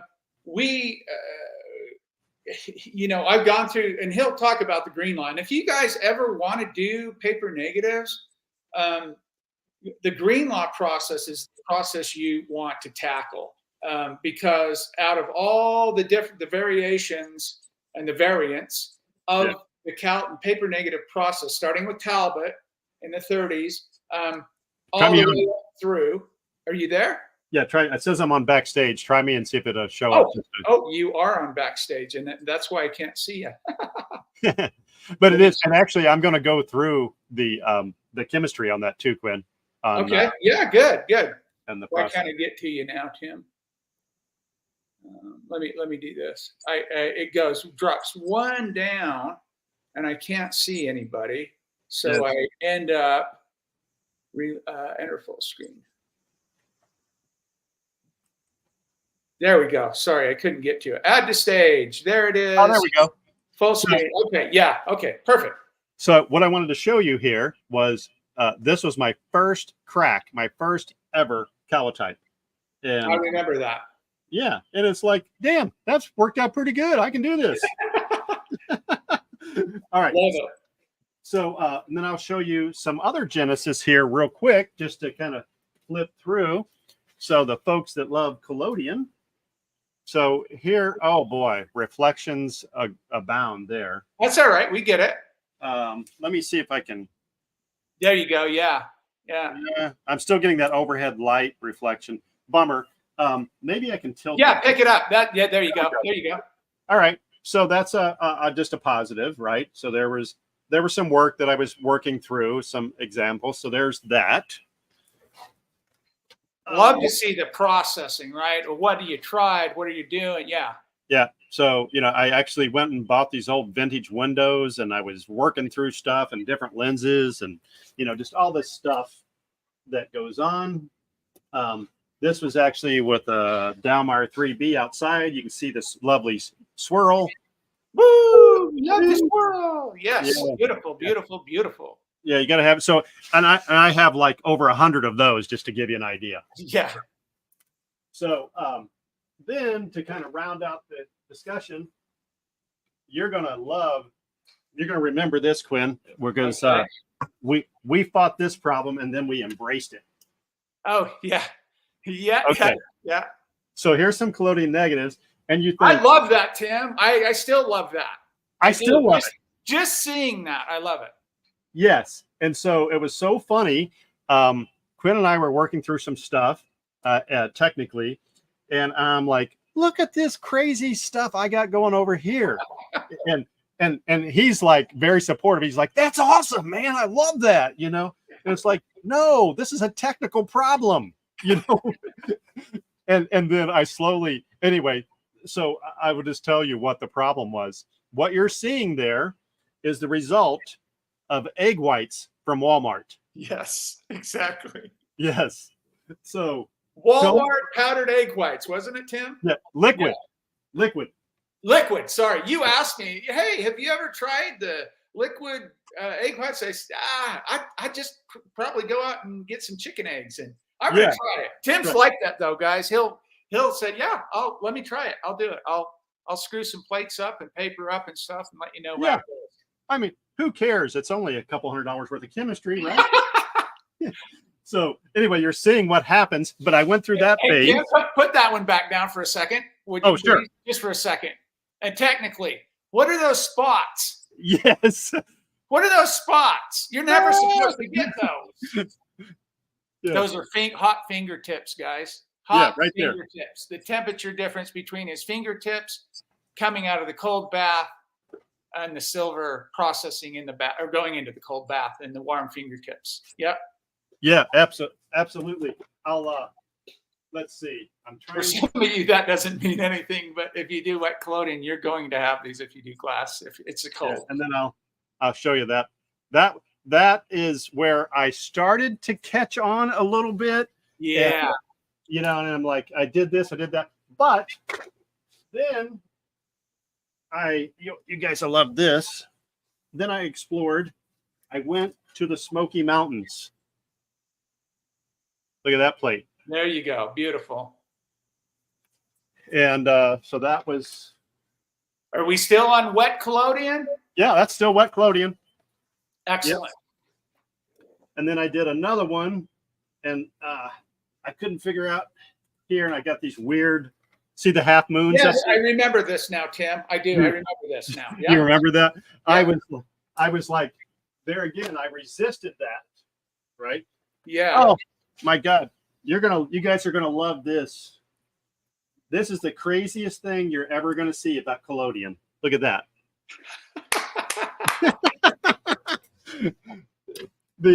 No, I'm not doing abstract work. I love it. I absolutely love it. The three-dimensional effects you can get with wet collodion like that is outstanding. I just absolutely love it. And you know by the color of that, Quinn, that's a dry plate. Absolutely. I was going to say that. Dry plate. Exactly. Yeah. And of course, KCN fixed as well, of course. What's that, Bernadette? It's a dragon. Oh, yeah. I see it. I see it. You know what? I love the marks below that, though. The three-dimensional organic shapes there. I love that. Well, let me tell you, can anybody guess how that? No, that wasn't on purpose. Before the nightmare occurred, which I embrace and love the nightmare. That's the moral of the story, right? That was a beautiful landscape of a tree. And it was, I used a Cook 13-inch a soft focus lens, and it was one of the most perfect landscapes, I kid you not, I have ever done with wet plate. And of course I love doing collodion dry plate because of just such freedom. I feel like, oh my gosh, I can conquer the world. And but then I have 15-minute exposures, right? So and pray for no wind. Yeah, exactly. Pray for no wind, or pray for wind. I don't know, whatever you want.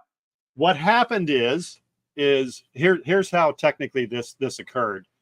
I had, and I can actually have the pictures on the website, but, and I didn't think, because I'm just showing you stuff right now, but the bottom line is that it was a beautiful plate, and I came back and I processed it or whatever, and I was testing the bounds of some old red collodion. When I say old, I mean, Quinn, do you remember this conversation? I do. Yeah. And I was just like, I mean, this stuff was like ruby red. Yeah, you couldn't see through it. No, no, yeah, absolutely. And I'm like, this, I have conquered old red collodion, right? And this happened when I went to do what? Varnish the plate. Yeah. Yep. Yeah, there you go. And anybody working in wet collodion out there, you know exactly when your alcohol is too strong. Old red collodion, it means that your iodides have decomposed and broken that nitrocellulose down to a really weak state. So you have to dilute your varnish with some distilled water so you don't melt your image away. Unless you want to. Maybe you want to, and that's a good way to do it, like Tim. I love it. I absolutely love all of it, though. Yeah, and it's so fun. And, you know, that's the point that I'm hoping to make here. Let me move this out of the way, and I'll show you a couple more prints. And then we'll get to the technical stuff on some slides and stuff. What I'm hoping to get across here is embrace all these things, right? Yes.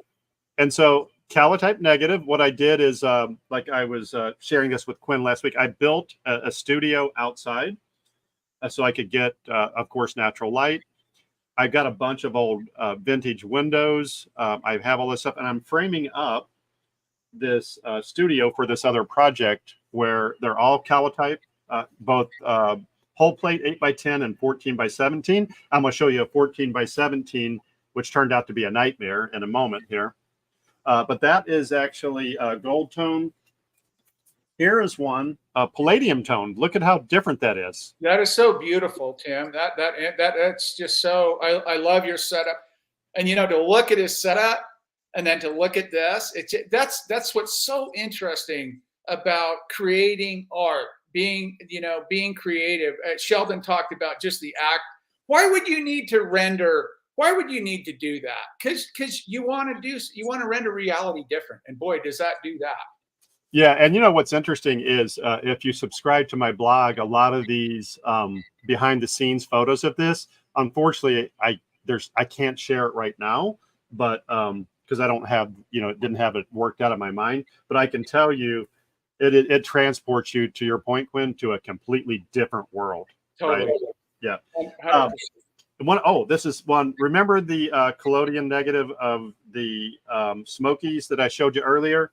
Here is a Calotype. Calotype, great. Yep. And if I did it this way, you might be able to see a little bit more, but that's, and here's the thing I want to point out. Okay.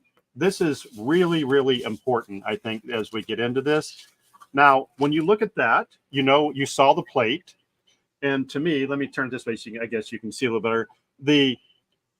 That was with the Dallmeyer 3B lens, believe it or not, right? And then now let me change this out. Look at that. Look at this. Yeah. Look at this.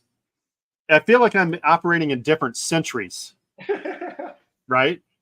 And for this body of work, this what I frame as this pictorialist work, this mood, this feeling, where we see, this type of stuff.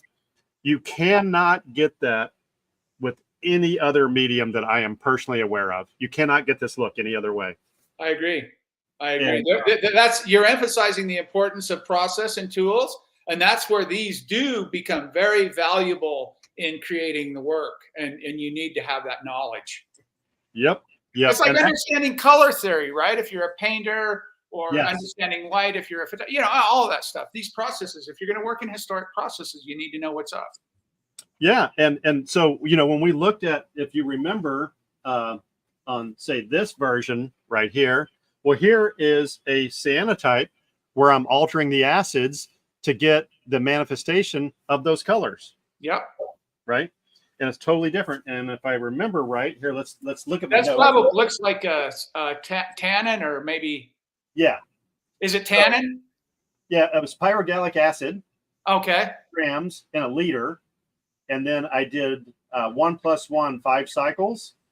And let's see, it was on Arches 310 and potassium ferrocyanide, 10%, 15 drops of that. Yeah. And, palladium, 1%, 1 drop. It's just all these crazy things. That's why you have to keep all these notes. And then you get something that looks like that. Yeah. Right? Yeah. But it was, but what I found is that the pyrogallic acid, the 5 grams per liter, gave me these greenish and these almost like, if you saw this in person, this is almost like a salmon type color, but you really don't get that sense. I'm looking on my monitor, and I have a color corrected monitor, and it doesn't look anything like that print. You can only get, but I also embraced, like the texture of the paper. You see that in here? Mm-hmm. And that was part of the story on there as well, right? So let's see. All right, let me get this out of the way. And then we're talking about different processes. Quinn is right on green law, which I'm going to talk about that, but I want to show you. Let's see if I have them here. I don't even know if I did. Oh, you know what? I do have some other. I have some more calotypes. I forgot. I was going to show you. This is what you call a bulletproof calotype. Oh, yeah. Yeah. That is, you'd bounce. You could use that as a metal detection reflection shield. I mean, it would be no problem. It is, but that prints beautifully, absolutely beautifully. And what you're seeing here is flowers in different stages, and that's all part of the metaphor of for that project or whatever. Now here's something a little bit more in the middle. Love it. Absolutely love it. Yeah, and this whole series, and then here's something a little more. And what you're looking at here, I'm going to tell you. Do you see these imperfections here? Yeah. You see this? Here's why that happened. This is what you're going to learn very, very quickly in Calotypes, if you ever choose to go down that path. Is I had a situation where I was trying to save some time. I know better, right? And I was, when I did the sensitizing bath, the silver bath, I emptied it out. Everything was 100% distilled water, but I used the same tray to wash it instead of transferring it to the second tray. Yeah. And that's what happens when you make those little foolish mistakes. And remember, I said earlier, Tim was talking about he's found that the calotype process to be the most difficult of all the historic processes he's done, and that's spot on. And the number one problem is contamination. It contaminates very, very easily. And let me show you, Quinn, if you had no idea you were teeing this up. Want to see contamination? That's contamination for sure. Quinn and I laughed about this yesterday. I'm going to show you a 14 by 17 that's contaminated here in a minute. So I want you to see this one, to keep that in your mind, right? And then let me show you contamination on a gargantuan scale here. Now, unfortunately, we're probably going to have to, because this thing is so huge, that the negative is so huge. You can kind of see there's a flower in there, see? I tell Tim, I said, that's interesting. And Tim said, well, interesting can mean a couple of things. That means, I said, total S-bomb, like it's S-H-I-T, or it could be, wow, that's innovative. I just said I couldn't see it very well, so I said I need more information. Then we talked about the technical aspect, what went down. So the negative is so large, right? You can't. I have to do it like this because I can't rejig my camera setup, right?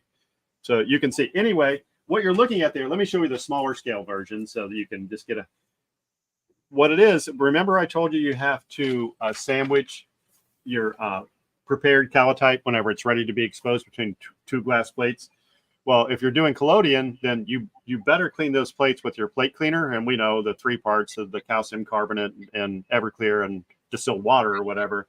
Get your plates chemically clean. You still need that in calotypes, because I had cleaned the plates with Windex. And I forgot to go back over it with plate cleaner. And this is what's happening. And can anybody guess as a bonus, why Windex is causing this kind of contamination with silver. I mean, if I want to see if anybody knows. Jeffrey knows. Ammonia. Yep. Yeah. Hey, did you get that, Bernadette? I did. Good. Beat me to it. That's awesome. That's a Yeah. pretty tough technical question to bring up to people that haven't worked in the process very long. Yeah. And then, so this is an example of Pellegrini here. There's Pellegrini. Our Now, beautiful red-brown Pellegrini. Now, what I want to show you is, I'll just grab one of these other calotypes. I want to show you how different that negative looks than Greenlaw. There you go. Greenlaw is a delicious snack. You know, And it's really, for calotypes, it's really quite simple in the sense of, and take that in context of calotypey work. Greenlaw is going to be your best bet.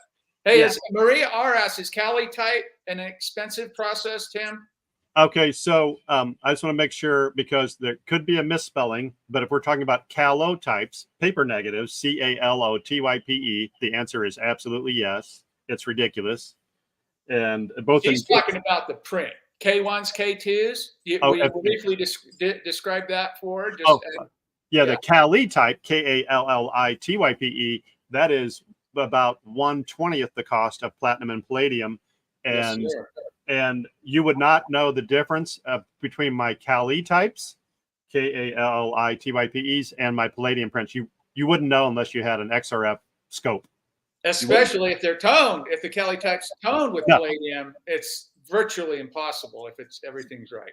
Yeah, and this was just a test to get through this was my very first Pellegrini, just so you know. Yeah. And it was just a test, and I had some contamination here. I didn't care, but I just want you to see how strikingly different those processes are. And if you go back and read on Colonel Alexander Greenlaw, and I published an article on my blog not too long ago around him photographing the ancient city of Hampi and all of that whole story.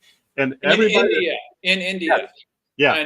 And this is one of the reasons he used this process, guys, is he was in India making this work, and beautiful stuff. And he like Tim said, he got accolades for that, right? Oh yeah, absolutely. He was the man. And then you can see, look at the density back on this one here. And most of Greenlaw's negatives that were recovered, long story short, and I say this in the article, but basically somebody walked in to a museum in London and said, "Hey, what are these?" They like to fell over. Right? They immediately realized it was an ancient city, and then they connected it to Greenlaw in the 1850s and 60s. Right? Yeah. So that was quite fascinating. Anyway, I just wanted you to see these differences. Now, they will print differently, but if your end goal is to display just the calotype, there could be reasons to do this because of the color and the rendering of the negative. And that one's so dense, I wouldn't display that. And this would be a little more characteristic of what would be displayed, Beautiful. And like I say, we're going to cut over to the chemistry here in a second, and I'll talk about it's just fascinating. So we can take that off, Quinn, and I can cut over to this, and then we can just kind of get it. But it is fascinating. It's an entire other world if you're willing to go there, right? It is a completely different world. All right, let me do a share screen here. I'm going to get one of you to do calotypes. That's my evil plan. One of you. Who will it be? Who will it be? You're on mute, Quinn. All right. Let's see here. All right. Share screen. So you want to promote that to the main stage? You're on mute. Okay. All right. And then I'm going to do this. Michael Wellman, I will do it. All right. You know where I'm at, Michael. Hey, Quinn, can you come off mute for a second? Make sure you tell me I'm on full screen here. Sorry. Yes, you are. You're good to Okay. go, Tim. Just like that. Beautiful. Yeah, I saw. I know. I've known Michael for a long time. We're great friends, and he. Oh, good. That's great to know. Excellent. Yeah, good guy, Mr. Michael, for sure. And if you're up for it, Michael, you know where I'm at. You can come and I will change your life with Calotypes, for sure. Hey, Tim. Yes, sir. Do the 30-second overview on what your plan is or what you're thinking about doing. I think that'd be interesting for people to know and keep their eye on. Yeah, are you talking about like the projects with the Calotypes, or what are you talking? No, I'm talking about the actual technical portion that you want to do, referencing what collodion, like were you telling Jeffrey earlier, I think, about using that model to do that, and so they have some idea. You mind talking about that for just a few seconds? I don't even remember what I was saying. Oh, you want to raise calotypes in the same fashion, have live shows, do historical research. Yeah. Okay, I'm with you. Yeah. Okay. Good. Yeah, I'm with you now. Yeah. So basically, this is an invitation, whether you're, in the group here on StreamYard or live on YouTube. Contact me if you're interested in this idea. If you just tim@timlaytonfineart.com, or just go to the website timlaytonfineart.com. These shows, like this community that Quinn has been doing for us for many years, and the collodion side, I'm going to take, and I'm considering the idea, if there's enough interest, and kind of go down the same thing. I'll teach you everything technically. We'll have these discussions. We'll elevate it into the creative side or whatever. But it would take me quite a while, as it took Quinn many years, to go through all the historic literature. And you're going to see that in a minute here, where we'll get into that. There was 24 major variations of the calotype. So, you're talking about from Fox Talbot in 1839 through Greenlaw in 1869. There were 24 variations of this process, and I've studied them all. And I have all the academic peer-reviewed articles. I've, of course, got all the public-facing historic stuff. I've read it all. I've gone deep, and I'm crazy for all things calotype. And so if you would like to participate in shows like this, where we're going through the technical, we're blending the stuff, sharing your work, I'm happy to share some of my work. I don't want it to always be about me, and build that community. Just send me a note, and I'll get you in, and we'll start doing shows. I'm gonna sign up, Tim, for sure. Wendy, Laura, and Jeffrey is too. And Wendy Lorimer says, I have fancied it. I'm near Edinburgh. Cool. I've been to Edinburgh. Fun stuff. Where early ones were made. And you know who she's referencing, the good old Scotland boys. I think you put me off. And then laughing face. That's funny. And then Maria R says, I would love it. Yes. So yeah, you're getting some traction, Tim, for sure. All right. Well, good. Well, all of you guys send me a note, and then I will find a time. We'll have to just figure out like when it's good to do the shows. If you want to participate in the live shows, then they are really live, like what we're streaming here. And if you can't make a live, that's fine. You can always go back and watch the show, like a lot of people do for Quinn stuff here.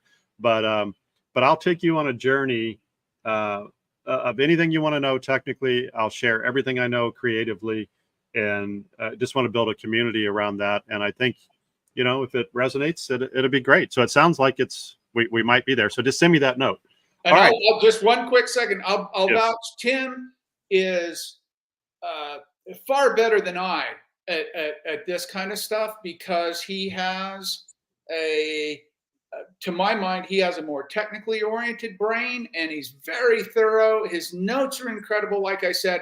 So if you're in it for the he'll do the creative, like he said, I'm sure too. But if you're in it for the technical, he's your guy. I've worked with him for years, and a lot of people know him already from the silver gelatin stuff. And so he's your guy. If you want to do this, he has my vote of confidence on the paper negatives, especially the Greenlaw process. Anyway. Yeah. Well, thanks, Quinn. I appreciate it. It's very kind. I appreciate that. No, I really hope that you're there too, because you bring, a lot of experience as well, and a lot of knowledge, and just being able to, look at these three examples. I did show them to you live, But with an experienced calotypist, Quinn or I could tell you what's going on chemically with all three of these negatives, right? And so and you'll get there, and we can get you there, and you just have to do the work and put the time in.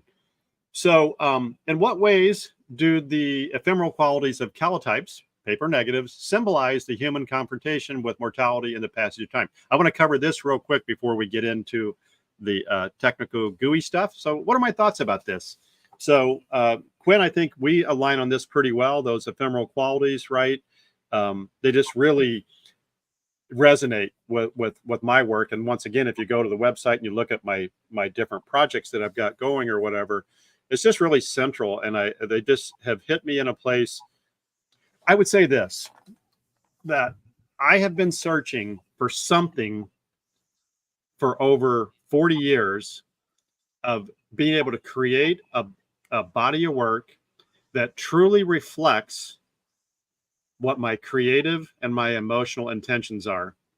It took me 4 decades to figure out that it was calotypes. And there's nothing, and I said this earlier, there's nothing I can think of, and I think, Quinn, you backed me up on this, right? Saying, I'm not saying it's the right look for everybody, but it's the only way you can get that particular look.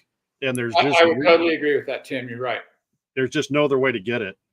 And it's amazing. So the inherent softness, the imperfections, we know the imperfection side, like on the collodion front, but that inherent softness, I showed you examples, of wet collodion negatives. They can be biting sharp, and 0 grain, right? And so it's like 2 different worlds or whatever, right? So you can see the maker's hand in these, of course, even more than collodion. And in my opinion, and which also has the hand in it, but it's just really, really obvious and very deep there. So the handmade nature, all the imperfections, the impermanence. I do have a formal creative framework. If you go to the website, underneath the creative tab, you'll see where I articulate exactly what my creative framework is. That is the foundation of how I build all projects. And then I have narratives that I develop for the projects that have linkage back to that creative framework. And at the foundation of that is I have resilience, transformation, and connection. That's what my work is about. So if you ask me in a 15-second elevator pitch, what type of photography do you do? What are you doing? And I say, hey, I'm all about transformation. I'm all about building connections. I'm all around, resilience. And I try and manifest those ideas into my work. Right. And so negatives fade over time. They kind of mimic to me how we have memories. They blur, they evolve, they change, so on and so forth, the inevitable cycle of life and death. And if you don't take very, very careful, meticulous care of workflow from an archival standpoint, you're going to see the death of your calotypes real fast. Right. And so that's no joke. And then, I think that I don't know what happened to slide 3. You see there we have. It happens. I don't know what happened. Anyway, that's all right. That's all right. Whatever, you get the idea. So calotype, Greek words, kalos and tupos, beautiful impression, and hopefully you have a beautiful impression, no pun intended, of calotypes. But that's the origin of it. And I do want to clear something up real quick, and that's why I put this here, is that people would use, and they still do to this day incorrectly, they will refer to calotypes as either positive or negatives. They are paper negatives. So we'll just leave it at that. Yeah, that's good. And it's so critical, Tim, and you've always, over the years, you've been spot on with this, working with these historic processes. I have a little bit of a bent on when people get things wrong historically, because then it traverses down the line and then there's conflict and everything. And we want to be historically accurate just for our own terror management. Yeah, I mean, I think words matter to me as an individual, as a human being, and certainly when you're working in serious matters and when you're trying to express yourself, I consider that to be a serious matter. Words matter, and we want to make sure we're using the right terms and stuff. So where did it start? We probably all have some degree of awareness, around Fox Talbot, the process, how it really changed everything in the positive negative world, right? We're able to make prints. Daguerre couldn't do that. And just this, there's so much more going on there. We're going to get into that chemistry here in a minute, but it was really, it changed. It's why we're sitting here today, 175 plus years later, having the work and the options that we have is because the culmination of all the clues that these folks, like, it wasn't just Fox Talbot, right? Let's be clear about that, right? It wasn't just him. It had all the work that had to come together, and even he needed help, as we saw through Herschel and the hypo with Fixer and stuff. I mean, he was fixing with potassium bromide, Quinn, right? If I remember right. So yeah, he was trying to. You're so right. I always get a bet on Sir John Herschel never getting credit for so many things, right. But the biggest was sodium hypo. I mean, for fix, right? We wouldn't have photography today, none of it, if it wasn't for Herschel. It's absolutely true, and we wouldn't have cool Calotypes either. So there you go. Got to have those. All right. We wouldn't have cider types. Let's put it that way. Right. Yep. Absolutely. So at its very core, right, these calotypes, you're precipitating silver iodide. Now think about what I'm saying there. You've got an iodizing process I'm going to walk you through here in a minute. You've got silver nitrate in another way, and you're creating with a double decomposition of silver iodide. You've got byproducts that we'll talk about in a little bit as well. And why you're doing that, you want an excess of silver ions, and then ultimately you're going to create that reaction that occurs with natural light, and you're going to develop that out with gallic acid and the help of a restrainer like glacial acetic acid and some additional silver, which Fox Talbot in his notebooks. Quinn, I was telling you this last week. I laughed my butt off when I figured out that Fox Talbot, he actually had different notebooks, and he lettered them A, B, C, D, so on and so forth with the alphabet. And when he finally moved off of making his positives and all of the photograms and into the realm of the negative to positive, I kid you not, I cannot make this up. It was notebook Q. So maybe you have some connection to Fox Talbot you're not telling us about. I don't know. Yes, maybe something going on. For me, what I know about Fox Talbot is that he was adamant on suing anybody that talked about making a permanent image on paper or any material, and he wanted to sue everybody. And it was very expensive to get his process, to license his process. Keeping in mind this was all commercial stuff, but yeah. He really, and that's the great reference earlier to Edinburgh, with the Scots and stuff and how they just ran with it, right? Well, David Octavius and Adamson, they're the broom and the part, all those great, images, the calotypes. Yes, I think that they stand. Oh, the audio had a problem. Are you still there? Oh, I just said that they stand out in the history of calotypes for sure. Oh yeah, I mean, Scottish, yeah. Yeah, the work they did was amazing, and that you could do a whole entire body of research just on those guys for sure. It's fascinating. So, how did Mr. Fox Talbot create the calotype paper negative? He did this actually in 1839 and 1840, and we know probably some of you might know the story behind how he was so put off and had learned about Daguerre coming with, first photography, and he had all this already written down, and he was distracted. We know this from his journals that he was distracted with the positive process, and he had already been making these calotypes, and he hadn't gone to the British Parliament and filed for the patent and all this other kind of stuff. And we'll talk about that kind of stuff in the shows too, by the way. All this history and all this stuff it's fascinating to me of kind of what happened. So how did he do it? All right. So there were three main steps, and this is coming right from the British patent, by the way. And you can go look that up, and we'll step through that in one of the shows where we'll literally go through the actual patent.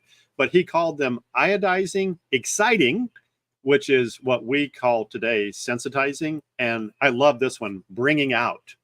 And what he was referring to was developing. And that whole chemical and physical development and we'll talk about how those are different and why in a minute, right? So this is the overview of calotypes with the chemistry. So he took a fine paper, and the day we already know that it was the John Wattman's turkey mill paper. He took a 3.8%, and pay attention to what I'm saying here, because as we get later, and Quinn referenced earlier about like Greenlaw and stuff, Greenlaw didn't go about it this way. He fundamentally changed how, and we'll talk about why later, but a 3.8. So he's got silver on paper. He dried it. And then he took a 5.7% solution of potassium iodide. What do you have when you mix those two together? You've got a light sensitive compound, right? You've got to wash away the byproduct. You've already got decomposition, double decomposition actually occurring at this point. And if you don't wash off the byproduct, you're going to have problems, fogging, weirdness, all kinds of things. At this point, he had a light sensitive piece of paper, technically. However, and this is actually noted in some of the historic literature, that, and this is why it was so difficult for people, and that's why it was so important, like Hill and others, the Scots and the French, so on and so forth, that they worked through this and they figured these things out. And he never in the patent or any updates or anything, you know, even in the journals and stuff, he never disclosed like the timing of these things. And so he was doing exactly what, like Quinn was saying, he was doing what he had to do legally, but he wasn't forthcoming, you know, with that information. So very protective, and he was in it for the commercial business, and hey, I don't fault him. He did a tremendous amount of work that he wanted to recoup on, and he didn't want people running off. Yeah, for sure. And it's almost like you could have this metaphor in many other areas of life, but if you hold on too tight, you know, it never works out. And that's what he was doing. He was just trying to control and hold on too tight. And there's really smart people in the world, and they figured it out pretty fast. Buddhists call that attachment. That means suffering. Yeah. So that's a good analogy. Yeah. Talbot suffered because he was so attached to the paper negative that he invented. That's hilarious. So if you had too long of immersion time, you know, and the potassium iodide, then you know this from basic photochemistry, you're going to have problems with the dissolution of it. And then too long in the rinsing water, what are you going to do? You're going to have a desensitizing effect, longer exposures, and all kinds of other weird stuff. If you misjudge this, you were already dead right out of the water. And by the way, even though this was documented in 1840, and I have found this in many, many different historic, you know, like photography magazines and stuff, even into the 1850s, there were people that still had no clue, you know, of how to go forward with this. There was only small groups that really kind of figured this stuff out. So it was already tough out of the gate. So now we're on to what Talbot called exciting, what we call today sensitizing.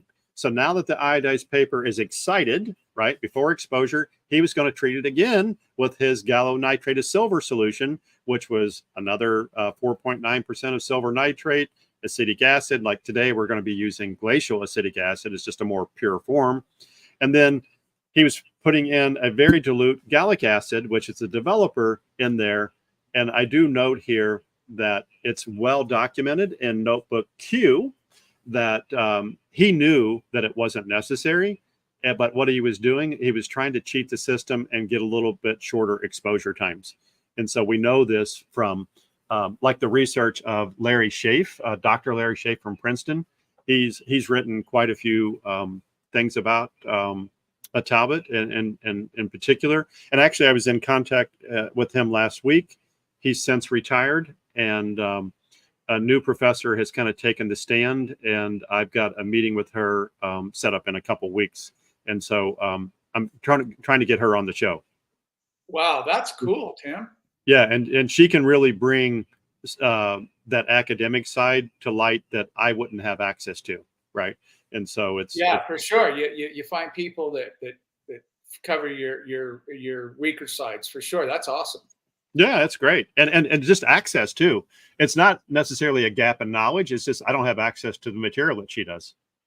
And Larry built a lifetime, 5 decades of his life writing about the whole calotypes and Fox Talbot. I mean, how many people are on the planet that have done that? Like, you could count them on one hand, right? Yeah, and academics are, generally speaking, I don't want to paint with too broad of a brush, but academics are, generally speaking, open and willing to share information, unlike commercial people or even some creative people are hesitant to do that. So that's awesome. Yeah. Yeah, and I would build on that, and I don't want to broad brushstroke or overgeneralize here, but they're excited that you want to know what they have spent their life's work on. It's like they have a platform to talk, and people that are interested and willing. And so, yeah, I find them to be very open, for the most part, for sure. So what we have here is we've got this iodized paper. Let's remember where we're at, right? We had the original side where we're like, hey, we're going to dope this up with some silver nitrate. We're going to dry it. And then we're going to take and put our salt, which is our halide, in there. And then we're going to wash it a little bit. And we're going to dry it again. Now we're going to take and get ready for some exposure. And now I'm going to dope it up again with silver nitrate, acetic acid, and some gallic acid. And it's very well noted that this was very unstable at the time. And you got to put yourself, they're dealing with candles, lamps, rainwater, no electricity. I mean, come on, the list goes on, right? And the purity of their chemicals were always questionable. And you just took the words right out of my mouth, Gwen. Absolutely, that's absolutely true. So this excess of silver ions, that's what he was really getting at. He figured this out, that was introduced into the exciting solution. We've got an excess here of this, and these silver ions is what the magic sauce is, but we need to develop them out. And so that's where we get to next. So gallic acid, I mentioned this just a few moments ago or whatever, where he knew that it increased sensitivity, but he also knew that it really wasn't required to be in the sensitizer. But that was his game that he was playing or whatever. And he wanted the shorter exposure time, because remember, they're trying to photograph people. There wasn't any idea of I'm going to be a calotype landscape photographer. I mean, they might have been relegated to that because of 3-minute exposures or something, but they all wanted to photograph their loved ones.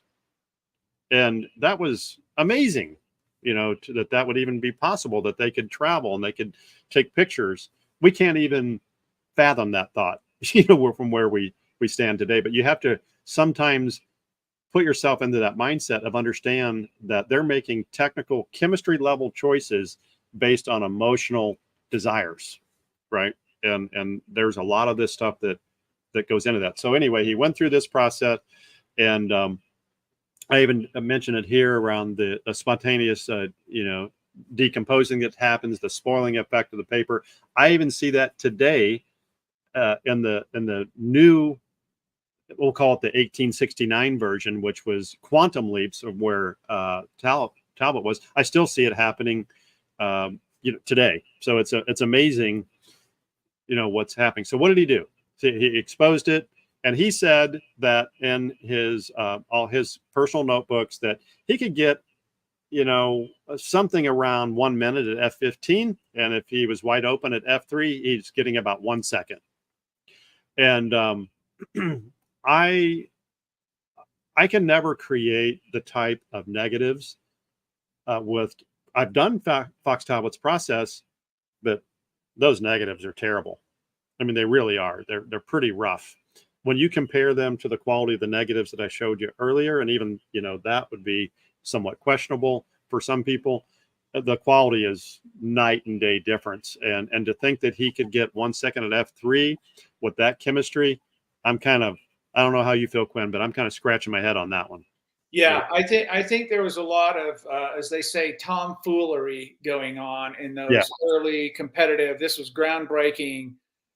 First time we've ever captured permanently something of, from nature, as they called it, onto something. So yeah, I think there was a lot of ego and get out of my way, and I want to be first, and I want to have all that. I agree with you, and I agree with you on the quality. I've done them myself as well. Yeah, I've worked with them a lot over many years ago, and never achieved anything in comparison to the Pellegrini or the green law. And the green law is much better, as you'll explain here. But yes, I agree. I have a Jeff? question. Oh, go ahead. Interrupt. Just with your point of view about exposing the paper moist or dry. Yeah. So was that happening to sandwich? Was that the case that happened with yours with that little rings because it was moist? Yeah, and what I have found, even in the Greenlaw process, I like mine a little bit moist, and we'll get into it whenever we get down into the nitty gritty in a future show. But I like to blot my after I come out of the sensitizing bath. I have dedicated blotting paper, and I blot them, but I don't blot them like too hard. I want them still. I don't want any standing solution, any chemistry on the paper, but I want it a little bit moist. And how you know that you've got it just right is when you put it on that first sheet of glass, if it kind of tugs a little bit, meaning that you have to kind of pick it up on the corners and gently place it, between, then you know. And what I have found is, and Gwen, you can opine what your experience is, I find those moist negatives are my absolute best when they work. That's what I found. And I agree. And you know why? It's just like the analogy I often use. If you were to go to the store and buy a bag of frozen cauliflower, okay, you can go home, boil the cauliflower up, eat it. That's great. Versus going to the field out here, growing cauliflower and cut it fresh, it's going to be much better. There's no process. The silver is going. You're going to get more sensitivity. You're going to get more dynamic. You're going to get all kinds of benefits from the image. So a tiny bit moist. And Talbot started that, by the way, right? And the Pellegrini works that way. All of them work that way. But that's exactly true. If you can find that sweet spot when you're sandwiching those, I totally agree with you, Tim. Yeah, and I tell you, this is a really good point to kind of mention this. I showed you a couple, I don't remember, some of the Pellegrinis. And what I didn't say at that time, because it wasn't appropriate, but it is appropriate right now, is what you're dealing with there is a tannin process, just like you're dealing with in wet plate collodion or I mean, in dry plate collodion. You've got a tannin process, right? And the downside is your exposure time goes in the tank, but you have the mobility of going out and having 50 plates made up if that's what you want, and go on a trip for 3 weeks and develop them later. I mean, that's mind-blowing in 1851, right? That you could do something like that. Well, Pellegrini is kind of like analogous to collodion dry plate in that it's a process where you have a tannin and you prepare the calotype ahead of time. You fully dry them. You put them in your paper safe or light safe bag, and they have a shelf life supposedly of 6 months to a year. So I was really, really motivated by that, right? Because this is a very slow, very arduous process, and I'm no stranger to pain. I'm no stranger to working through very difficult things, and I don't have a problem with it. But that was my initial motivator was, wow, I love doing wet plate, but dry plate, oh, it's just like that's amazing to me. It opens up so many possibilities, as does Pellegrini. So I wanted to draw that connection for you so that you kind of understood that a bit. And the chemistry is more or less the same, kind of, but you got that tannin process up front, right? That you deal with. Quinn, did you want to comment on any of that before I moved on, or no? I think you got it. Yeah. Okay. All right. I've just given you the opportunity. All right. So now we've exposed it, or Fox Talbot in this little story exposed it. And now it's time to bring it out, time to develop it. Right. And so he knew, like I had kind of hinted at earlier, that gallic acid alone could develop the image. But he knew, just like we also know from having the benefit of live post-mortem on wet plate, that we can kind of dope things up a bit if we add some more silver nitrate. The whole redevelopment process on the collodion side, where we can build density, right, and so on and so forth, and using the iodine in the wet plate side to reignite, to re-excite, if you will, in Talbot terms, of the chemistry that's happening underneath there with the halides and that. Well, he knew that, and it was fascinating to me that he knew that in 1840, right?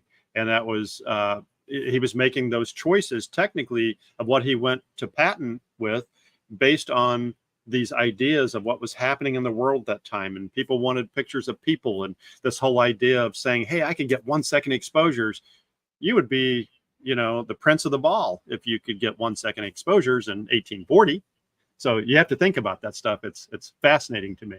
So with that being said, we have this idea of physical development, and it became crucially important.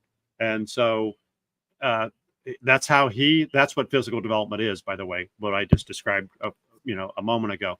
This is how he revived his underexposed negatives. And he would even go back and take negatives like you could a plate, technically. I don't know how far you're going to get it. I guess there's bounds of that, as long as you didn't varnish it, I suppose. But there's some reviving that has occurred there. But the underexposure, that was the mechanism for correcting underexposure at that point in time in 1840. And so he already knew they could do it, and developing out that latent image, that's called chemical development, right?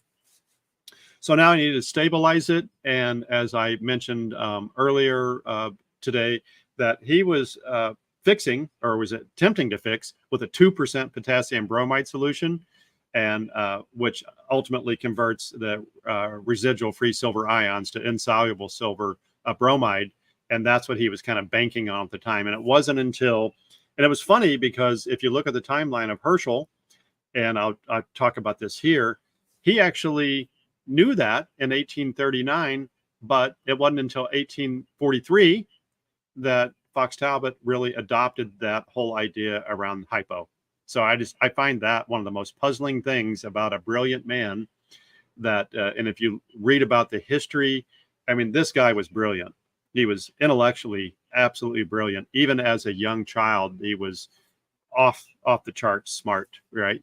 And so for somebody to be so bright and so brilliant to make, I don't know how that happens, but I guess we'd have to live in 1839 to 1843 to have figured out how that could have happened to somebody so bright. But that's the fixing process.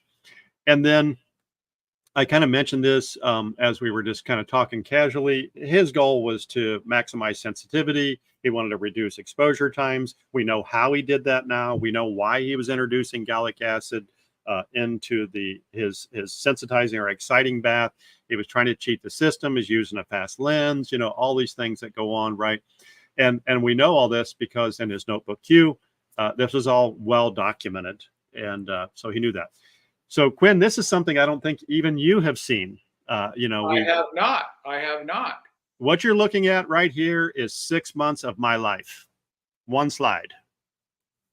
Tracking down all these variations, the chronological evolution of the chemistry of calotype this tells it all right here.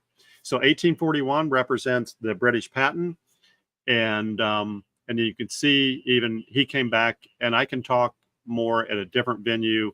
I can take you down into the bowels of each and every one of these chemically and how they altered. I've done all the research and I have it documented. And so it's fascinating to kind of see this kind of manifest. And you'll see Greenlaw, as Quinn mentioned earlier, is on the very end. And it wasn't until the 1873 edition of the Silver Sunbeam with Trowler, I think it was, that documented Greenlaw's process. And that wasn't until 1873. And what you'll find is when you do all this work like I've done, it really distills down. You had the main players. You've had Talbot, and then you'll have Llewellyn made some important discoveries. The Blanchard Evrard, and then Gilliot-Seguiz in 47, Legray, and you'll see there was some teetering between Legray and Blanchard. Fascinating, and actually, Quinn, we've never talked about this, but the process we worked on a couple years ago together on the paper negatives and how we dope up and go about the development, it's actually came sourced from Crookes in 1852. Interesting. Yeah, we're all kind of standing on shoulders of giants, even all the way back, right? I mean, and they're even standing on shoulders from previous. We just built, so that does not surprise me at all. Yeah, interesting. Yeah, that's very fascinating. And then the other big names there, Like I said, Sutton, you would recognize in Absolutely. 55. And Absolutely. Adamson, LeGray, Sutton. yeah, Yeah, a lot of them. Yeah. yeah, you would recognize his name. So it's fascinating. So that's the history. But here's the thing I wanted you to kind of observe about this is that we could spend a month going through these things. We can't do that right now, but there's a couple high level things. There's a couple forks here. There were plain paper, like what I make and what Quinn makes, and in the Greenlaw, and there was like the Pellegrini that would fall into.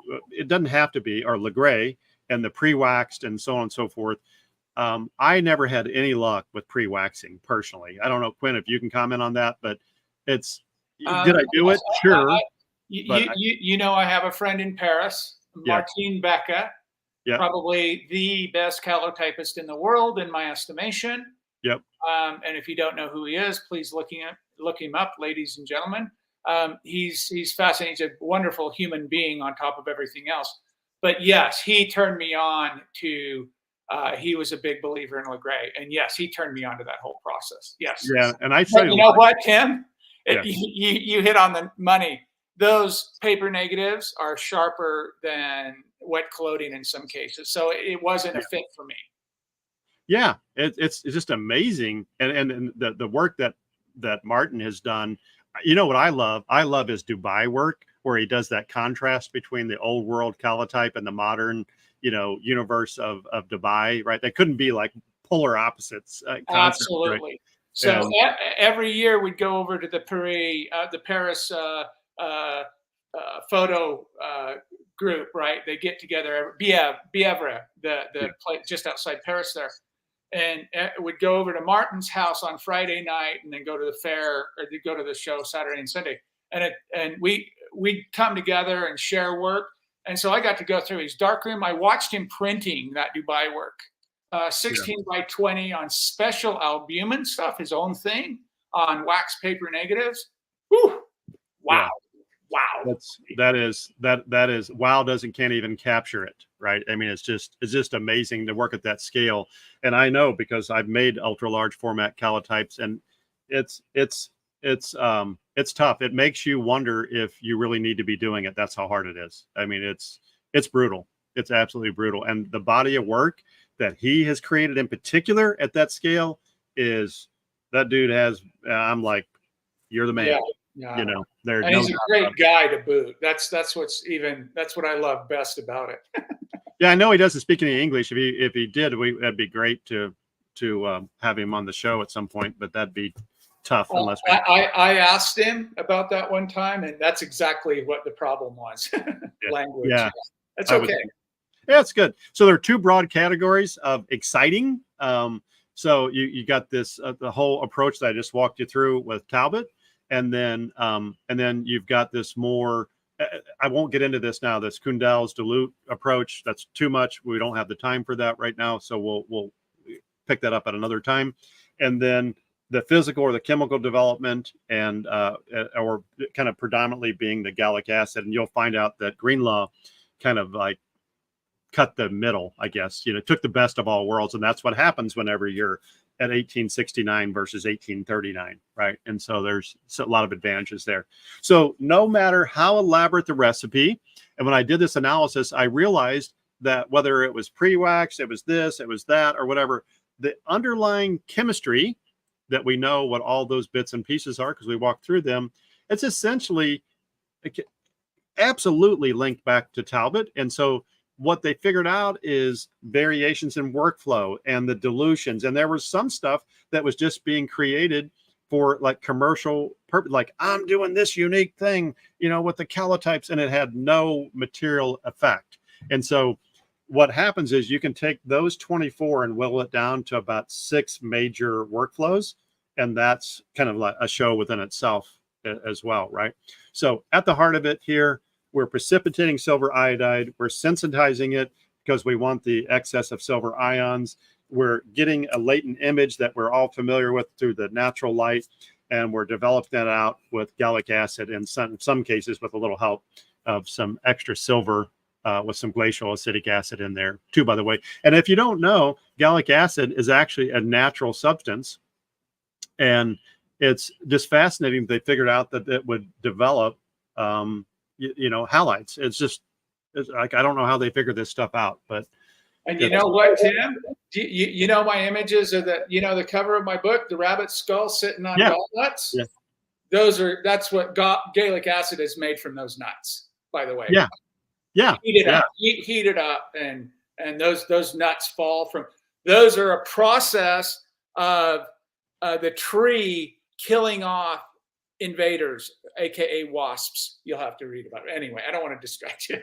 No, it's good. And by the way, I already showed the calotypes, so this was I just kind of put some things together here or whatever. So anyway, it's great. I thought I'd just stop here. Now I will tell you. Now we're starting to get into quite lengthy here, right? And so people are probably sleepy. They're probably hungry. It's probably a good time to stop, in my estimation.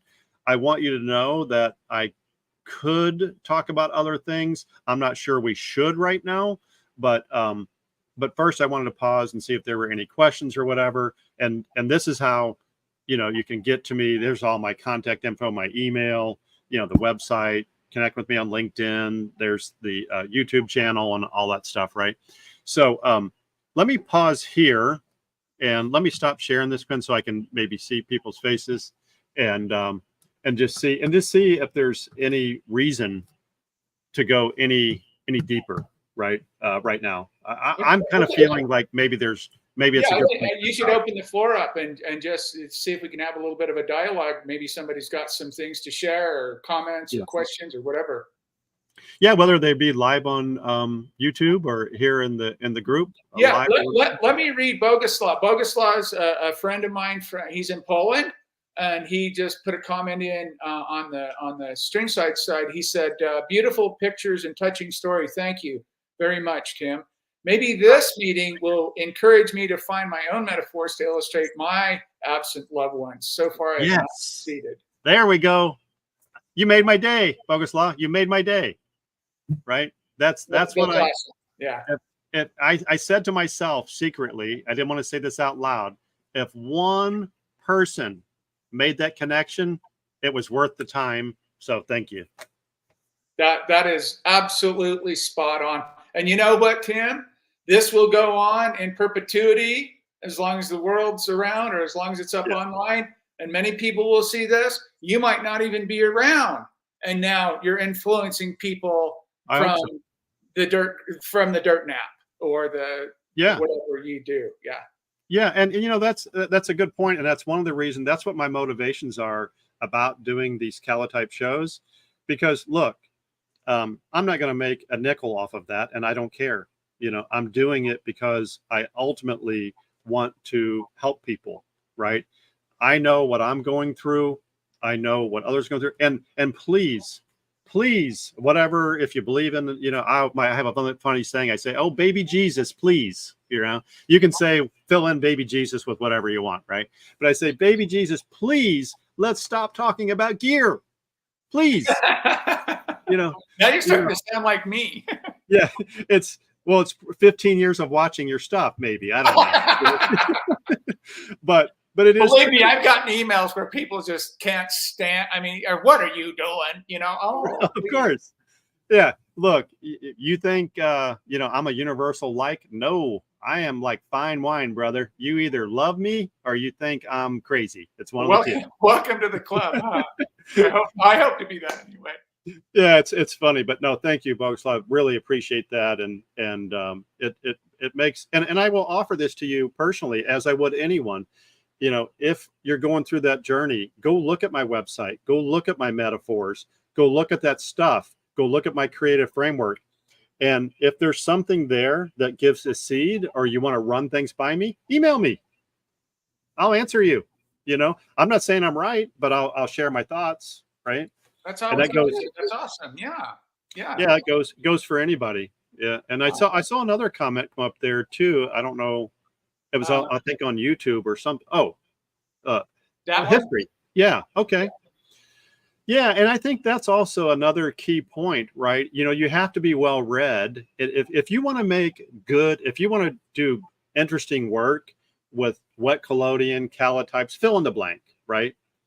The very best thing that you can do is go read the historic literature, right? And whether it be, it's a journey and that. And so it's great. And I see Michael had commented there. What did he say, Quinn? Yeah, sorry. Thank you. Great. Hey, Michael, thank you for showing up. I appreciate it. Yeah, well, that's good. And I have that offer to you, Michael. You know, I think you're going to be stopping by before too long anyway. If you give me enough notice, then I'll at least take you through the process of making a calotype. We can work in the outdoor studio if the weather's not bad. If not, we'll, you know, brave the winter or whatever it is, and I'll send you home with my handwritten personal notes and wish, you know, hope you can do it. So yeah, for sure. That's the hope. Yeah. Anything else, guys? Oh, sorry. Okay. Oh, that's a good point. And Jeffrey asked me in the chat, what kind of paper? Could you cover paper real quick, Tim? I absolutely can. That's a good one. I have paper nightmare stories for you that I can save you. Yeah, Quinn's in the club. And I think, Quinn, you would agree with this. I can tell you this, whether you're a beginner or you've been doing it as long as we have, there's really, in my mind, only 2 papers that you should even consider using. Maybe even for beginners, maybe just one, huh? Yeah, for sure. If you're a beginner and you want to have the most chance of success, then Canson Pro Layout Marker paper is what you want. Okay, I can grab a ream of it or whatever, a pad, or show you, but it's Canson Pro Layout Marker paper is the paper that you want. An XL. The XL, right? Let me, and actually, if I just step away from the camera for 1 second, Yeah, let me do it, because I just put Canson XL. What did I tell you? I told Marker. you, yeah, marker. Yes, Marker. Yeah, exactly. Yeah. Yeah, and so here's a couple. These are what I'm making. I make a lot of 8x10 work. Just to some people, that's big. To me, that feels small because have used to working in ULF for so long that 8x10 feels like I'm at the park or something, you know. And so it's just fun. But anyway, here's the paper. Yeah. Here, let me put you on full screen here, Tim. Just 1 second, Okay. so people can see. There you go. Yeah. There we go. I'm trying to get it level. There we go. There you go. And you can just go get that anywhere. That's the paper. Okay. And then your second choice, and I love this. It's it's thinner. It's quite delicious. It is. Let's Actually, Tim, most of my negatives are made on that, to be honest with you. Yeah, and it looks like it's a little fuzzy. I don't know what's going on there. Yeah, it's okay. We got it. Canson vellum. Yeah. Yeah. Anyway. Oh, it looks like it's got a. Yeah, it does. Well, it looks like it's got a depth of field thing going on. Yeah, could be a thing. Move it over to your right. Move it over to your right real quick. See if it. There it is. There it is. Yeah. Vidalin vellum. That's an important kind of. Yeah. There you go. Now you got it. Yeah. And it's 90 gram. Yeah. And what you'll find is that, let me just talk a little bit more about paper because this is really important. When you go through, now remember the process. I know this is new to most people, but you iodize first, okay? And we'll get into when we do a next live show. I'll even do this live for you. I'll even have like a live stream and make a legit calotype from very beginning to end. I'll have to make sure Tim Jr. is here, right? Yeah, thumbs up. You guys like that? And we'll make it whatever it is. I know it'll be good because I've done it enough, you know, to where I know that it'll be good. It'll be a good example. I'll have to have Tim Jr. here because he'll have to work the second camera to follow me around. That would be absolutely awesome, Tim. I know they'd love to see that. Yeah. So the paper, the first part of the process is the iodizing part, and you can do that in large batches, by the way. And I do that like on off days. I listen to music. I'm just here at the darkroom. I'm working, whatever. I iodize paper. Now, I'm going to blow your mind, Quinn, too, that I've done some research, which we haven't talked about yet because I've been sandbagging on you a little bit.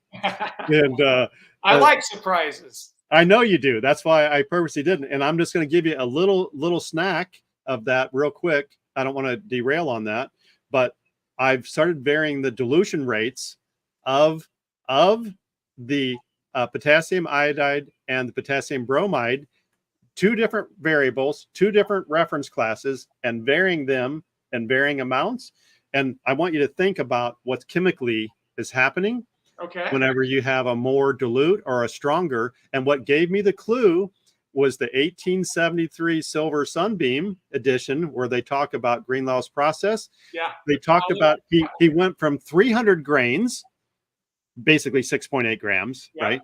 300 grains to 450 grains when he wanted higher definition, and he was wanted more detail and depth with his foliage scenes. And I'm going, what's that clever guy up to? Yeah. Right. And the key word here is foliage, and the other key word is bromide. Right. And so then what I did was that sent me off on a whole journey of iodizing different papers. Very with cool. Different dilutions, right? I knew you would love this, Quinn. And different dilutions. And I was able to take exposure times that would normally take 3 minutes and get them down to 30 seconds. Nice. However, what was the sacrifice, right? Think about what's going on in the chemistry there. There's a sacrifice that's happening. Contrast. Yeah, for sure. Yeah, and, right. And tonal rendering. That's what I was going to say. So when you talk about bromides, traditionally they're in their value is in that green, that foliage, that greenish area, in the hue and saturation matters and everything. But yeah, you're getting that, but you would be sacrificing some other things. Yeah. And that's the other crazy stuff we'll do on these shows too, is we'll do these crazy experiments and we'll try and bend the chemistry, right? Only in camera paper. No, that's correct. Yes. Yeah, don't apologize for anything, Mary. There's nobody's passing. There's none of that. You ask whatever you need, and we don't do that here. Yeah, you have to have a plate holder, and you have to have at least I guess 2x3 or 4x5, whatever, or lighter. Thanks so much, Tim and Quinn. It's been an inspiration. Thank you, David. I spent a number of years experimenting with historic processes, but not had a darkroom recently. What's interesting here, awesome, David, is I think if you join in on these shows, as long as you don't have UV light in the room, you can rock and roll with this process, And so like I work in open room light all the time. Absolutely. Yeah. And it's just the UV light component that we're concerned about. So it could be a great solution. All right. So back to paper real quick, because the iodizing thing got me off on the other bit, So we iodize the paper. The very first thing you're going to figure out is this stuff likes to curl and bend and crinkle, and it elongates. The fibers in the paper relax. And you're like, wait a minute. Quinn, do you remember that a few years ago when I said, I'm like, what the hell? I cut that to 6.5 by 8.5. And how's this thing 9.5 on the long side? What happened? It's like, and even environmental variables change too, like how the paper. So my point is, with the Canson layout here, this paper is your friend.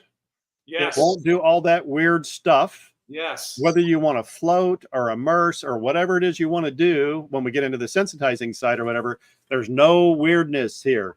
No weirdness. That's a good way to put it. And just as a note, the vellum that I use mostly, a little more, those are my negatives, a little more difficult. When you lay it on the sensitizer, it rolls up like a scroll, right? Yeah. So we experimented. I experimented with this. I was talking to Tim back and forth. What solutions do we have for this? So I went ahead and I said, look, boom, I'm putting it all in. I went all in. I submerged that whole entire piece of paper and sensitized it, and beautiful. I didn't know that. I learned something that day. Yeah, and it's true. And it really modified the course of what we were doing. And but there's a downside that we'll talk about, and somebody talked about the cost of this. Yeah. Think about a totally impregnated sheet of paper with halides, potassium iodide and potassium bromide. When I say impregnated, it's soaked in every molecule of that paper. Yeah. Now think about your silver bath, putting those halides in that silver. What do you think is going to happen? That silver bath's going to go to shit real fast, right? Big time. Big time. You want to talk about decomposing and all that stuff? Oh my gosh.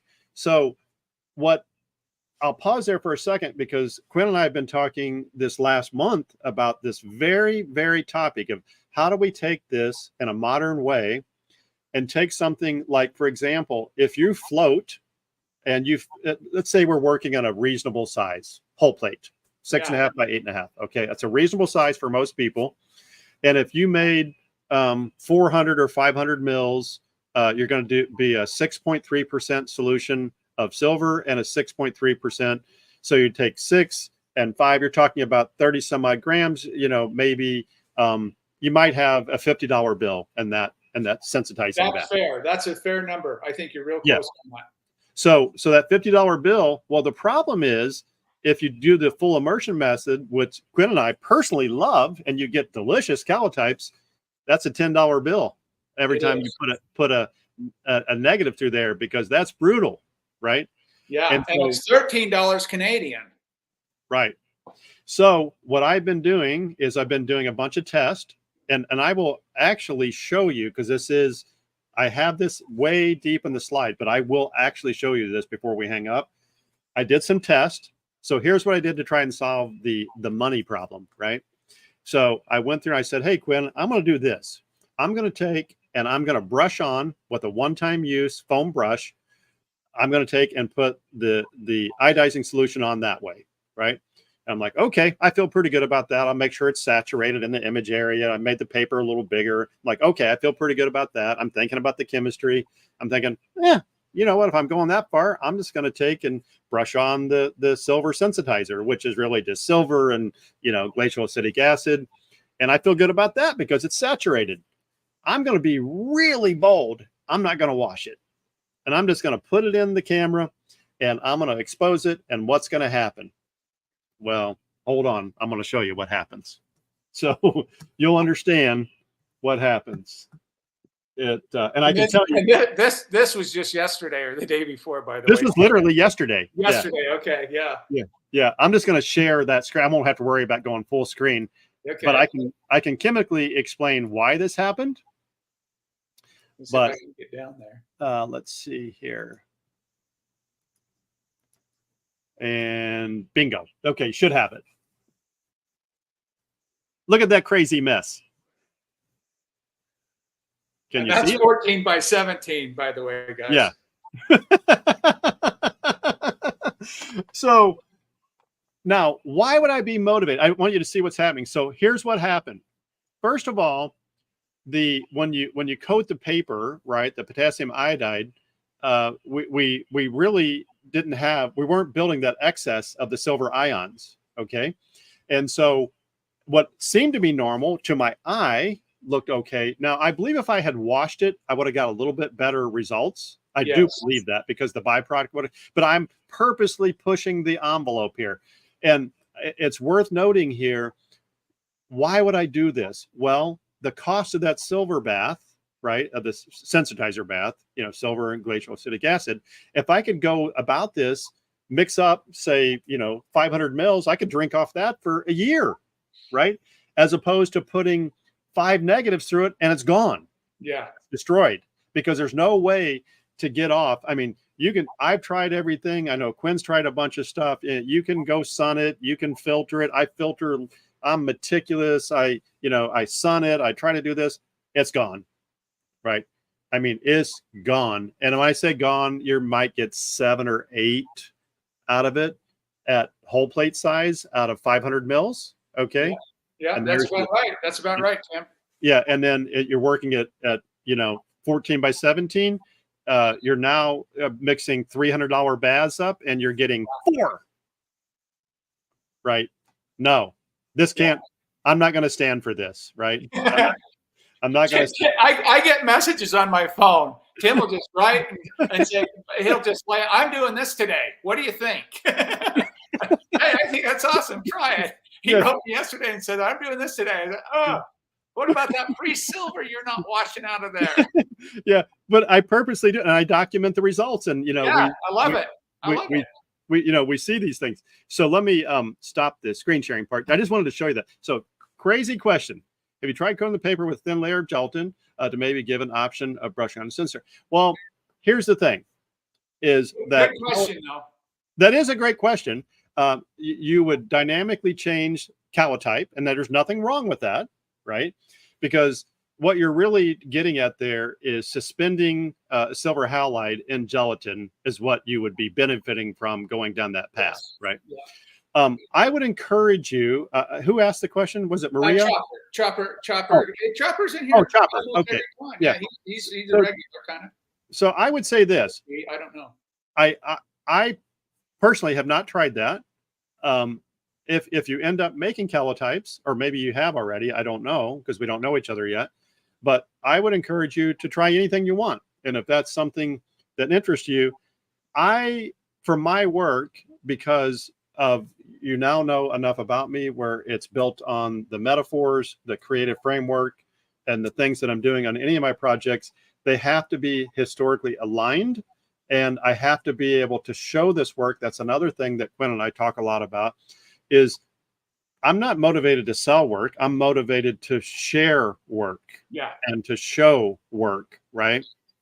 And to be able, why would I want to do that? Because I want to express these ideas. I want to help people like Boguslav, you were saying earlier about, you got you thinking, maybe I could do this, maybe I could connect with this stuff. That's why I want to show it, right? Because I want to help people. And Absolutely. Whether it be just technically help somebody, that's fine. But if there's some kind of emotional help, or there's some kind of a spiritual benefit, or there's any kind of benefit, whatever that manifests, that comes from sharing. Exactly. And you have to share the work. So I would say, yeah, gelatin on calotype, go for it, Chopper. I mean, that's probably not my cup of tea, because of it has to kind of like be in alignment with the historical workflows, because I want, serious people like museums and curators and people like that to want to like invite me to a show or something, And let's be honest, Tim, when you put that, you have a piece of paper, and you put that layer of gelatin on that paper. Yeah. Like you said, you're suspending that silver in there. So it's like, think about it like an egg white, like albumin, right? Yeah. You're separating it from the paper. And yes, there's degrees you can do that. You can make it like glass, or you can just do a little bit. But it won't have the penetration. And the very name, Pictorial Whispers, pictorial. You want that spread. You want that in the paper. You want those, So, but it depends on what you're after, like you just told him. So, try it. And if you do it, Chopper, come back and show us. Yeah, and what's interesting about that, you have to think about that's good, Michael. And I fully expect you to be in these groups. If not, I'm going to hunt you down for sure. When we think about these things, there's just so much to consider. And when something as simple as one comment about gelatin, right? And if you understand the bigger arc of photography and where that laid, and silver gelatin technology as it evolved in that, and how that differs, and you got to realize you're dealing with silver iodide as opposed to different variations, and how that would manifest within a gelatin binder like that. And, I've done a lot of, silver gelatin emulsions and chemistry and coated plates and all that kind of, I've done all that stuff over the years. And it's this very raw nature of the calotype that is absolutely fighting you every step of the way. And then just when you think you have it tamed and it's your best friend, it will give you new corrections that you never anticipated, right? And just like the big win that Quinn talked about around, pushing the paper down with the curling with the Vidalian Valium, we were like, oh my God. Talk about a self-esteem booster. I was probably high for like 3 days off of that. Oh, yeah. And then, 5 negatives in, his silver bath is burnt, and he just lost, $100 bill. And he's like, shit, True story. True. Yeah. So, it's a fascinating journey with this stuff, and we probably need to wrap it up, but 3 hours, guys. That's amazing. I don't know if I've ever done a 3-hour show before, but hey, there's a first time for everything. And this is what I mean.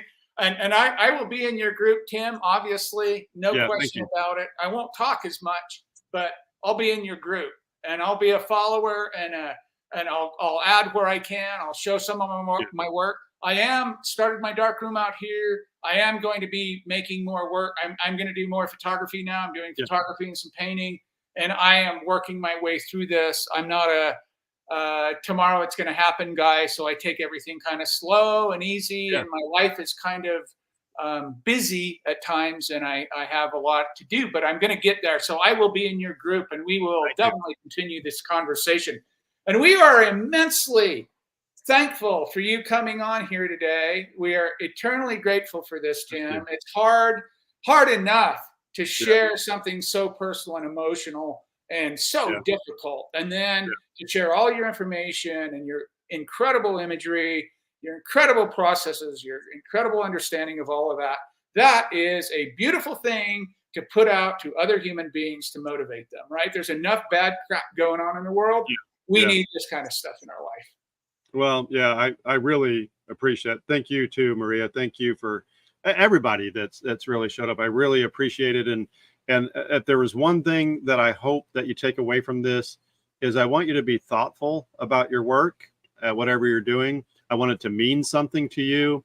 And when I say defend your work, I don't mean that like in a negative way. I want you to be able to express what your ideas are and communicate them through your work. And it doesn't have to look like me. It doesn't have to look like Quinn or anybody else here. Just be you, whatever that means. It doesn't mean you have to have a well-documented website and a creative framework and 34,000 metaphors. You don't need any of that stuff. If it means something to you, and if you can talk about that in a intelligent way, you have me hooked. I'm interested in you. But if you can't explain to me why you're doing what you're doing, I'm going to get sleepy real fast. Are you saying a non-pharmaceutical intervention for insomnia is about to occur? Yeah, I'm probably saying that. I stole that from Sheldon Solomon, by the way. Don't think that's mine. I love using that.